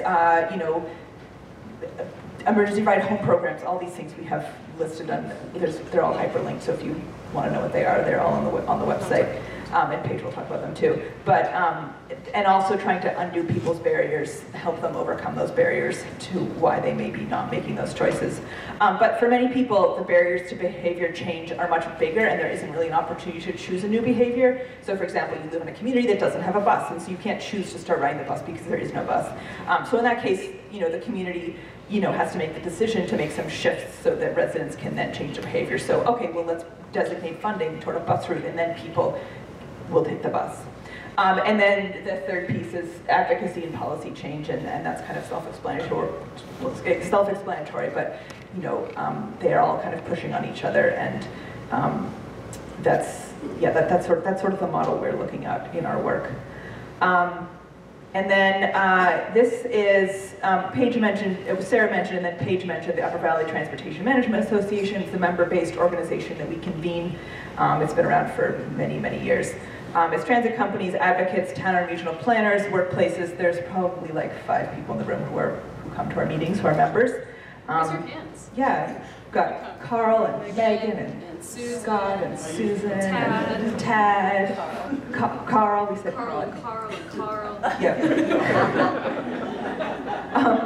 So the point of this is that we have a whole group of people who are, and institutions who are working on this behavior change and the policy change and infrastructure change with us.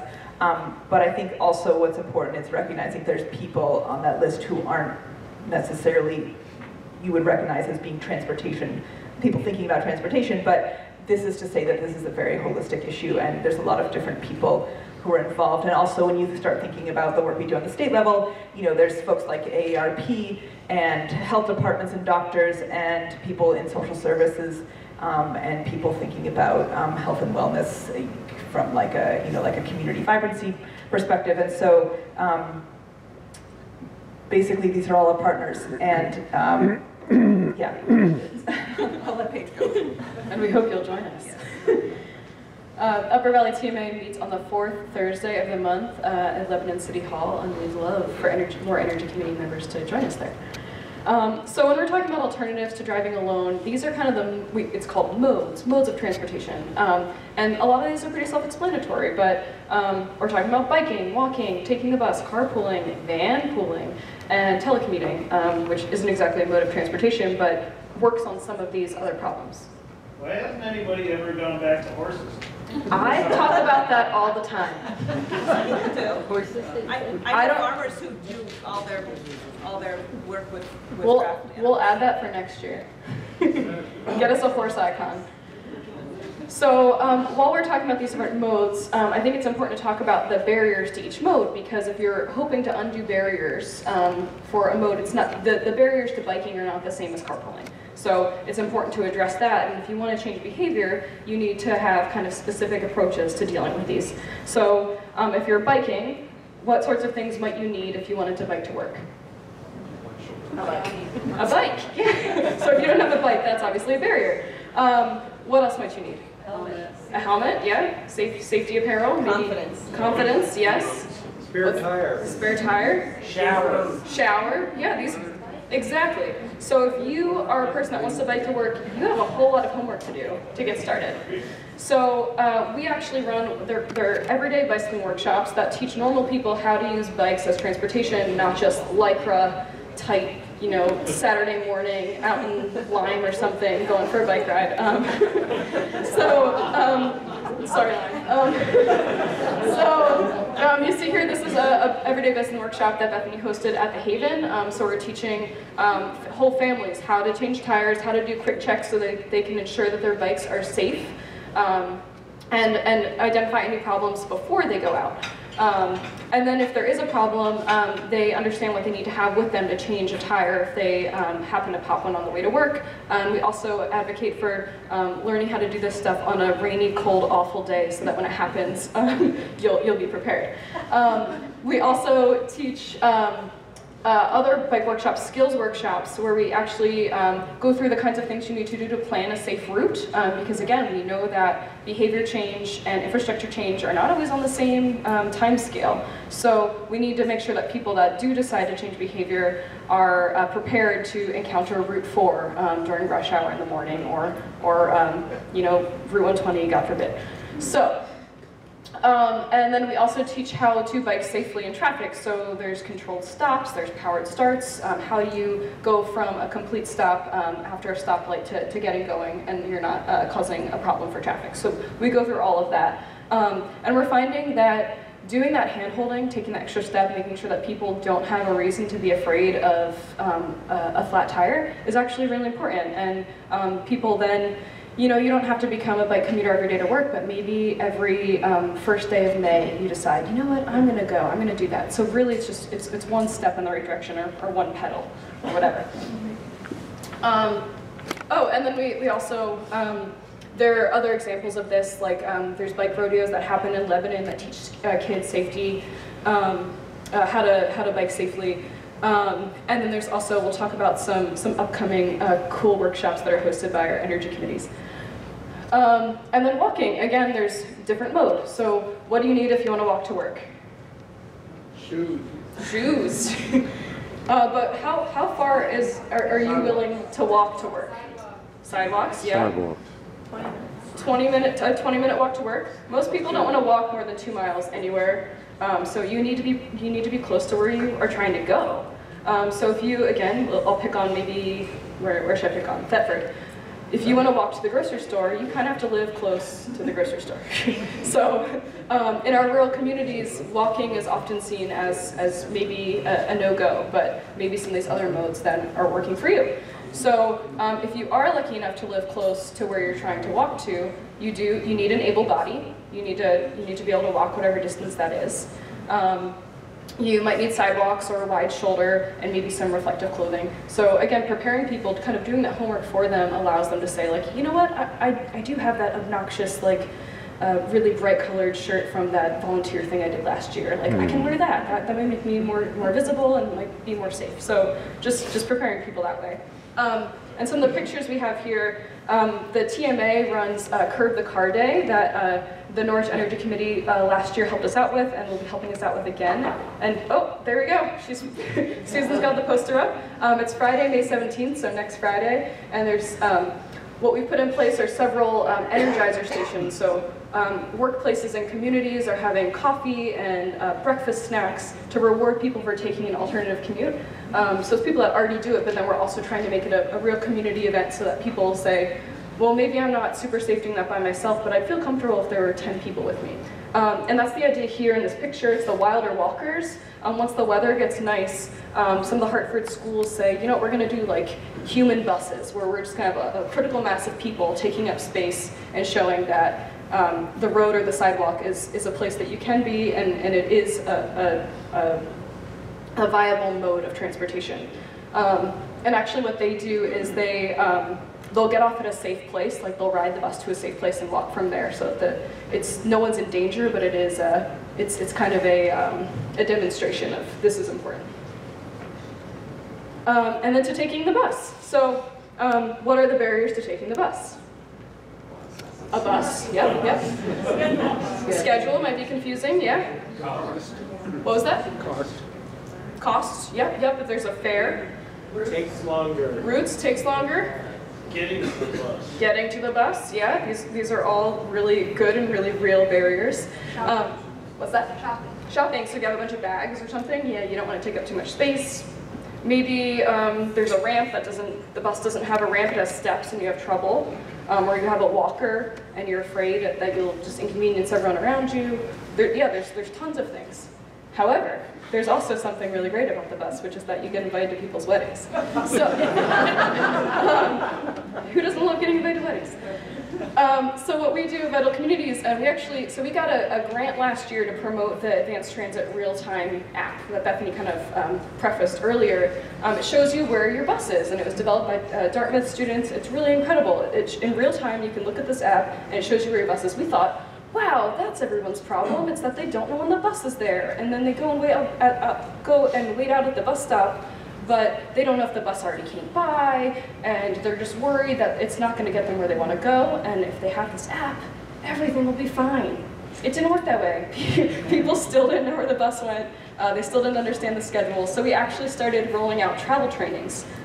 This is a group of cartoon students, so they're, they literally are like millennials that use their smartphones to promote their cartoons. So they should be really tech savvy, and if the app didn't work for them, we realized that there was another step that needed to be taken. So the travel trainings, what we do, we'll do them with senior centers, we'll do them with institutions, but we also do them with individuals. And I want to have Sally raise her hand.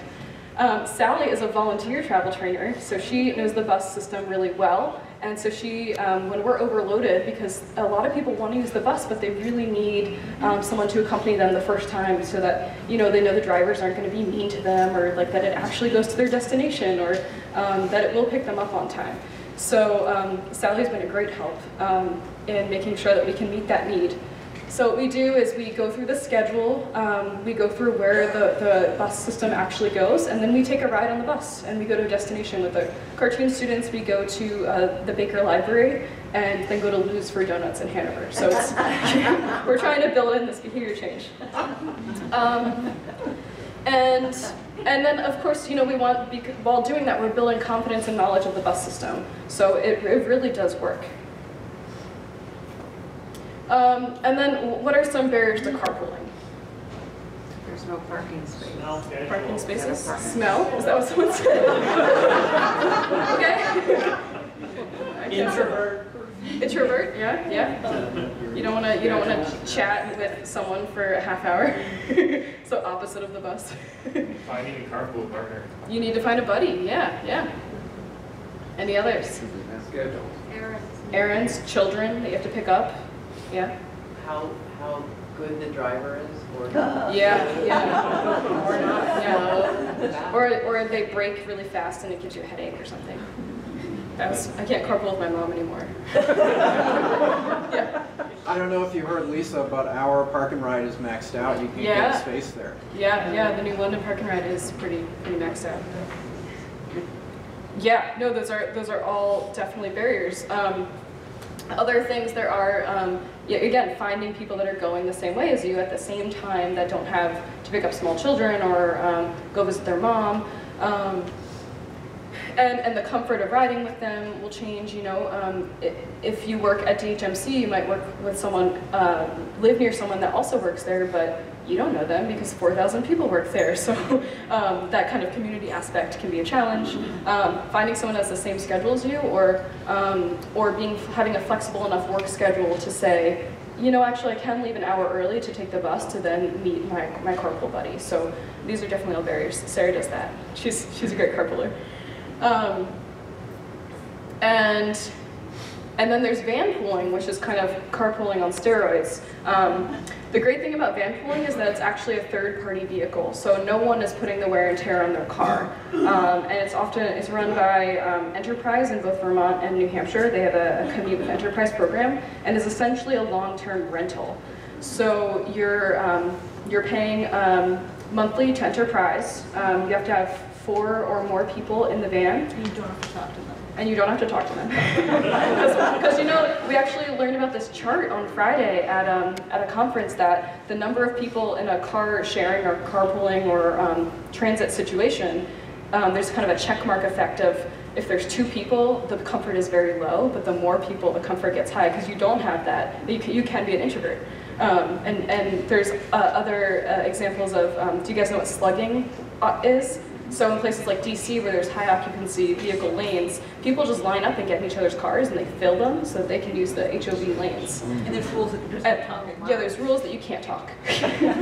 So it's like establishing these norms that is important, and we don't really have too many norms for carpooling or van pooling. So it's the culture, you know. Right now we're in a car-centric culture, so we like you're in my car and you're happy and comfortable, but it can be scary to then open that space up. How do you get invited to weddings? Exactly. No one's getting married anymore during millennials. Later and later. So this is a Hypertherm van pool. They actually are a great company. Again, they're a Team A member, and they subsidize van pools for their employees. And then the state of Vermont also has a subsidy, $700 a month towards a van pool. So places like the VA also get other subsidies because they're federal employees. So once you start to do the back of the envelope or commuter calculator calculation, you start to see like this actually makes a lot of sense. You're then not putting, again, those miles on your personal vehicle. It includes gas, it includes insurance, it includes maintenance costs. It's pretty incredible. So again, these start to be the things that people don't know about that can be the carrot to overcome some of those uncomfortable moments of like, do I ask them how their day was? They seem kind of mad. So there's hope for van pooling. And then telecommuting. This is on Route 120 in the morning. You can see in the rearview mirror a whole line of cars. Wouldn't it be great, instead of spending your time sitting in traffic, if you could just wake up in your pajamas and dial in or log on? What are some barriers to telecommuting? Loneliness. Yes, existential. Yeah. Connectivity in our rural places. Yeah. Employers' willingness. Employers' willingness. Yeah. What's that? Kids and pets. I've seen more cats telecommuting than anyone else. You mean like on the video? On the videos, the cats are always all over them. Yeah, and having a secure internet connection. I know that we have a virtual private network that allows us to telecommute, but these can all be barriers, but I think that those can be overcome too. I mean, what if you pitched to your boss, you know, the hour a day that I'm spending commuting, and that stress that you build up driving and white knuckling in traffic, could that be instead replaced with telecommuting 1 day a week, something like that? And again, all of these modes are meant to say, You don't have to do this every day, but trying it once a week, once a month does make a difference. And so now I'm going to talk about, aside from the Vital Communities work, some local examples. So I told Carl, I warned him that he'd be featured. And if Alan Johnson were here, he'd be blushing as well. So luckily, Vital Communities is not alone in doing this work. We have wonderful partners that are already engaged in this.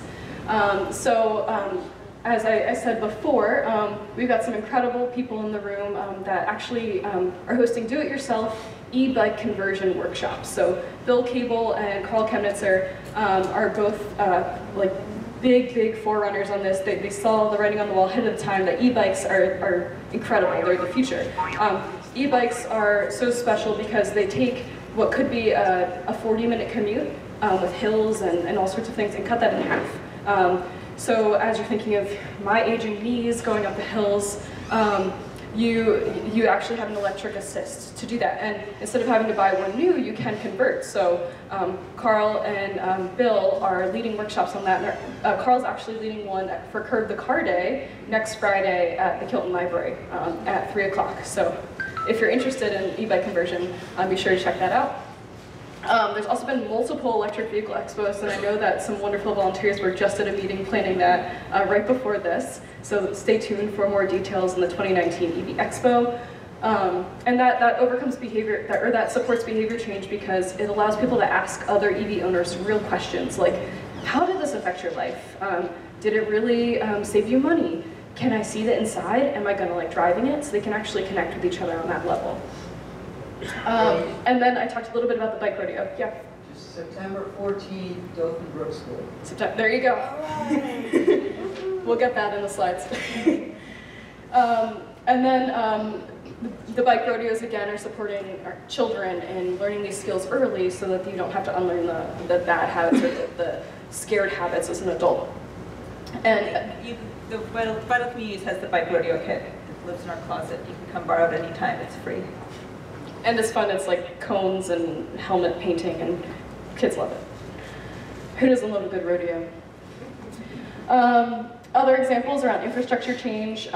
We've seen a lot of towns, most recently I think Norwich was awarded Volkswagen settlement funds for more EV charging stations, so that's really wonderful, and that allows, of course, as you build out the infrastructure, more people feel comfortable being able to purchase an electric vehicle and know that it'll be supported if they actually want to drive it and get around. Plainfield. And Plainfield, wow, great. Yeah, last year. Nice. We talked about Bethel a lot. I'm looking at that table over there. Better Blocks Grant and other versions of that, like Open Streets, is a movement for showing what could be done with this space that's currently devoted to parking that could be done to build community. So Bethel does a pop-up.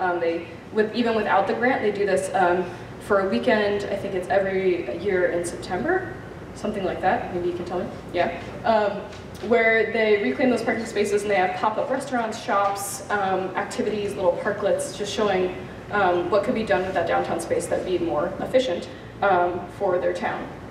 And then all sorts of sidewalk projects and bike lanes. This one is in Lebanon, just showing again what can be done with a little bit wider shoulder to accommodate more uses of that space than just thinking about cars. And there's this kind of fun fact that the narrower a road is, the slower people go, because it's called a road diet. As you make a road skinnier, people are afraid because it looks like you're going faster because of the way the lines go past you. So shrinking our roads and providing space for more uses actually makes them safer too, or can make them safer. And then thinking again about advocacy and policy change, Hartford recently implemented a strong transportation chapter in their town plan. They did some number crunching and found out that Hartford residents spend millions of dollars each year supporting their single cars, the 1 or 2 or 3 cars that each family has.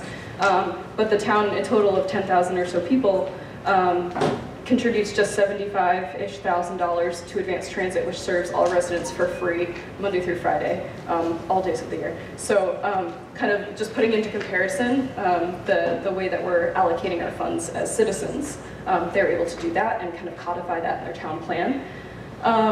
Hanover has a very active bike ped committee that does a lot of education between the college students and the town, making sure that what happens on campus doesn't bleed over into the town as far as people biking on sidewalks and things like that. So they advocate for safer town-gown relations, and then also bike paths and things around the key corridors.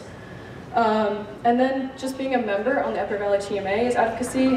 As Bethany and Sarah both said, we are in touch with statewide organizations that are advocating and keeping an eye on different legislation, and we also write letters to the editor and contact our state representatives to show support for different policies.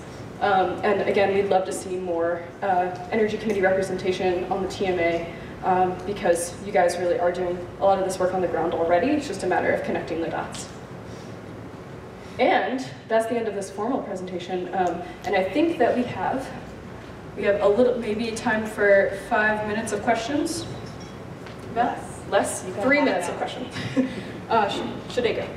I had a question about the aging adult community, that some of these things kind of neglect the fact that there are people who would like to bicycle, for example, and maybe use an e-bike, and maybe there are adaptions like a tricycle that is, not a travel tricycle, but a regular tricycle, to convert that to e-bike. And we need to not forget that even that question about shoes, for a low-income person, shoes could be a real thing. It's not a cheeky thing, it's a real thing, that maybe it would help their ability to walk. Definitely, thank you for bringing that up. Becca. I just want to take a moment, and I have a question. My name again is Becca White, and I serve on the Transportation Committee in the state legislature, so this is so exciting to me. And I'm just wondering, with your organization, with the groups that we have here today, are there resources that you have for policymakers like myself that we can go to and bring to our committee? Because to be honest, I'm not the barrier. As a millennial, when I show up, I know more about electric vehicles as an owner than the majority of the community around transportation. I'm just wondering, do you have resources that can be provided to other legislators that are just easy that I can use talking points? Definitely. One great thing that we've developed is called the mobility checklist, and that's on our website, and we'll be sure to link to it on the resources, Energy Roundtable resources page as well. And that's a really condensed version of all sorts of things that you might consider in statewide regulations or municipal. We also have a, Becca, we have a document that is actually meant for legislators, so I can send that to you. Thank you. Great. You said that the meeting was the 4th Thursday of the month. What time? It is at 4 o'clock in the West Meeting Room in Lebanon City Hall. What about an easy pass toll system that lets people with 2 occupants, lets cars with 2 occupants not be charged? The single occupancy cars are charged and the proceeds go to advanced transit. They should look into congestion pricing that they're implementing in Manhattan and see if we have the ability to implement infrastructure like that. Bridge. Yeah. Are you doing anything around car share in the Upper Valley? That's a perfect question for Bethany. So I've been part of a car share organization, White River, for like 5 years, and we still don't have a car. There actually was a car share maybe 10 or 15 years ago that had a couple cars, and we've tried various reasons it went away, and we've been trying to revitalize it, but we've had a lot of barriers. I can talk to you at some point. I have documents and documents where every few months we're like this close to getting a car, but it's very complicated. But I have lots of information to share if you're specifically interested, but it will take me a long time to explain it all. So. And we'd love if someone wants to donate a car. And Barbara. Just to note, because Paige didn't say it, a week from Thursday in Woodstock, in Woodstock. And there will be a presentation by Paige and others about rideshare and carpooling at Ready Kitchen in Woodstock, so you can meet more. Thank you. Go Vermont and Commute Smart New Hampshire are good resources for carpooling, so contact Bethany for that. Great, and we'll probably have time for just one more question. Jen. Okay, I was going to mention that Zipcar is, they have them in South Burlington. Probably not in, they probably don't have enough locations, but it's certainly a resource. Hanover too. Yeah. Hanover, yeah. Great. Okay, and I see the Upper Valley Senior Center bus all around town, and it seems to be a really important service. And recently, I heard of a woman who is in her mid-80s, and every week she takes the senior bus to DHMC, and she spends the day there. She has her hair done, she does her banking there, she uses the post office, she has her lunch there. And she's in, you know, it's so easy to get isolated. And so she is in that atmosphere with sunlight and plants and music and so on. And I just thought, what a brilliant thing, using that resource for both the resource of what DHMC could offer her, but also of the senior citizen bus. Definitely, and actually we do, a lot of our travel trainings are with the Senior Center or the Aging Resource Center, because there is that social connectivity piece that you don't want to be isolated just because you can't drive. Okay, last is a comment or a question? You did mention your smart commute survey. Sure. So, the Upper Valley TMA also does smart commute surveys for workplaces, municipalities, different communities that show uncovers the barriers. It's kind of similar to the Sharon Energy Survey. We gather a lot of information about why people are or are not taking different modes, and then use that to develop a customized suite of programs that a workplace or community might implement to help overcome some of those barriers. And again, over time, you can only hear that people need more flexible schedules so many times before you say that we need a more customized approach. So we kind of understand the barriers now. We're trying to work with just really individualized solutions to try to overcome some of that. So we would still do the surveys, but at this point we know a lot of what's keeping people in their single occupancy vehicles. Great. So now we will transfer to doing the small group work session. We are going to create some future local examples of ways to work on the transportation problem in both of our states.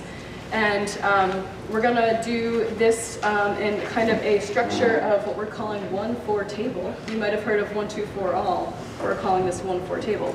So we're going to start by filling out the worksheet that is on the flip side of where you kind of seeded some of your ideas, where you wrote down the three places you go frequently. And you're going to fill that out on your own. We're going to give you about 3 minutes to do that. And then you're going to partner with 3 other people at your table and discuss some of the ideas that you've come up with. And then you're going to have a whole table discussion. And then we'll report out. And what I want you to do when you get into either your groups of 4, when you get into your groups of 4, is start capturing some of the ideas on the gray sheet that is in the middle. So you don't have to record every single thing, but the kind of cream of the crop, start putting on the gray sheet. And there are pens there, so everyone can be jotting things down. And so I'll ask for each table to have a scribe. Does anyone have any questions? Great, we'll start the clock running now. What we're going to do is we're going to have some folks volunteer to share some ahas from your conversation. We'll start there and we'll see how much time we have for each table. So we're going to start with 1 per table.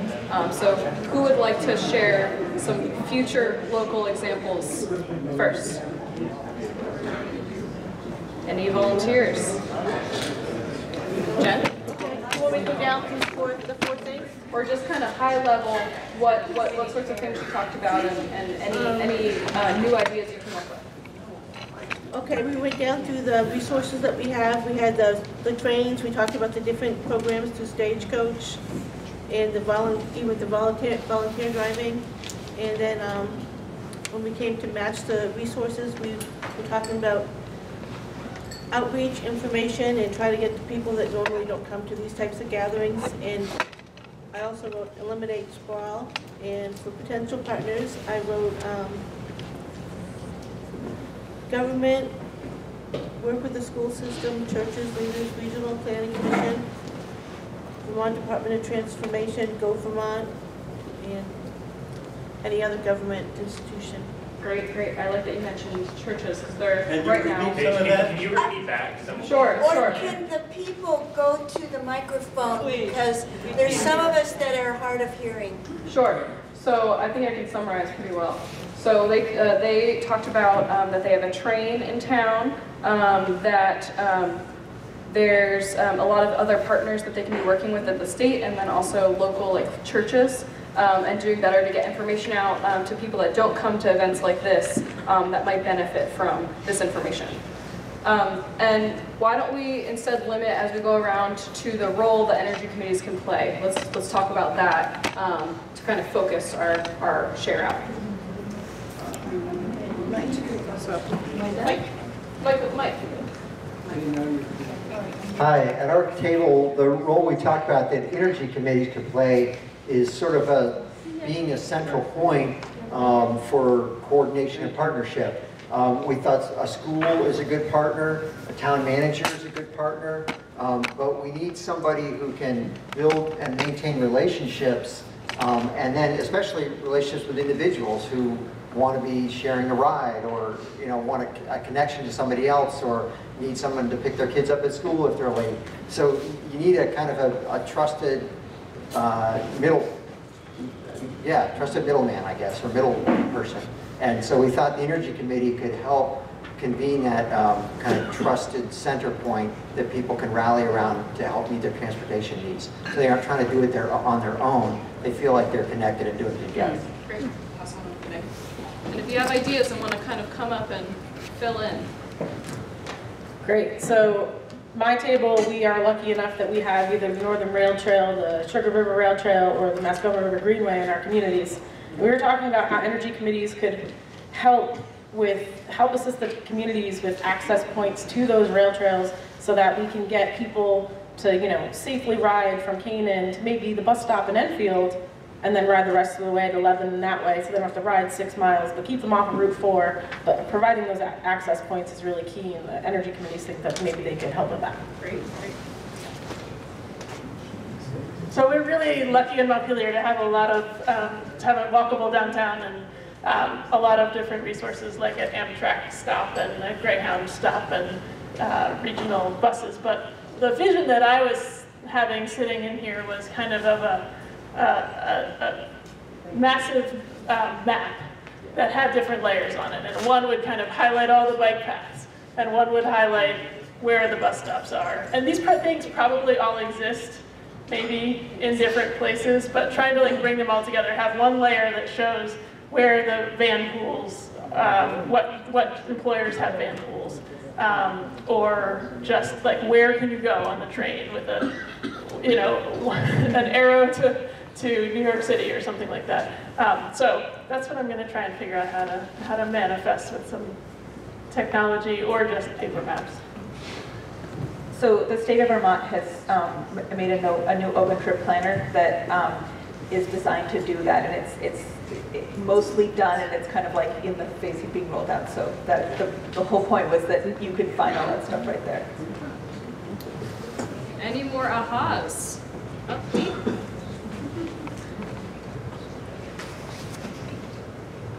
Our table represented 3 different communities, but between us, we had some park and ride resources that we were hoping energy committees could either expand or help to get some improvements there.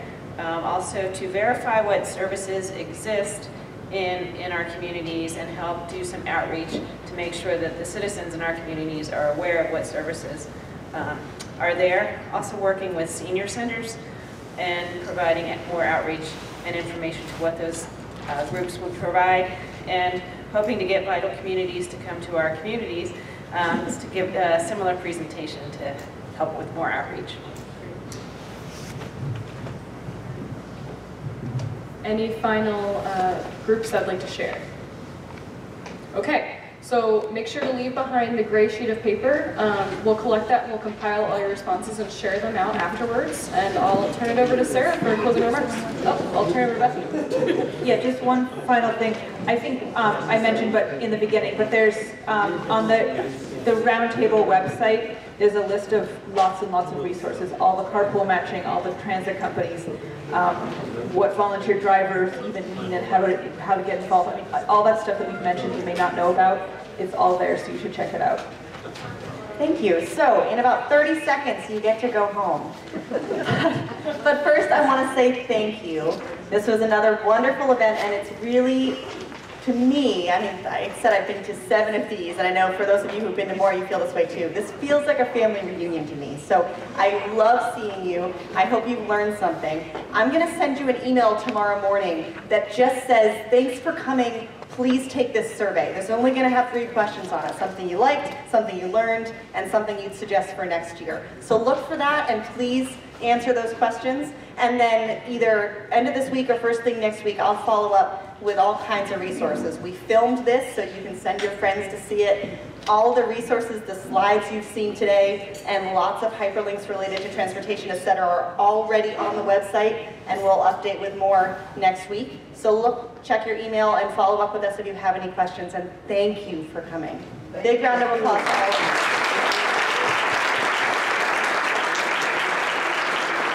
And please drive safely in your single occupancy vehicles. Next time I expect more carpooling.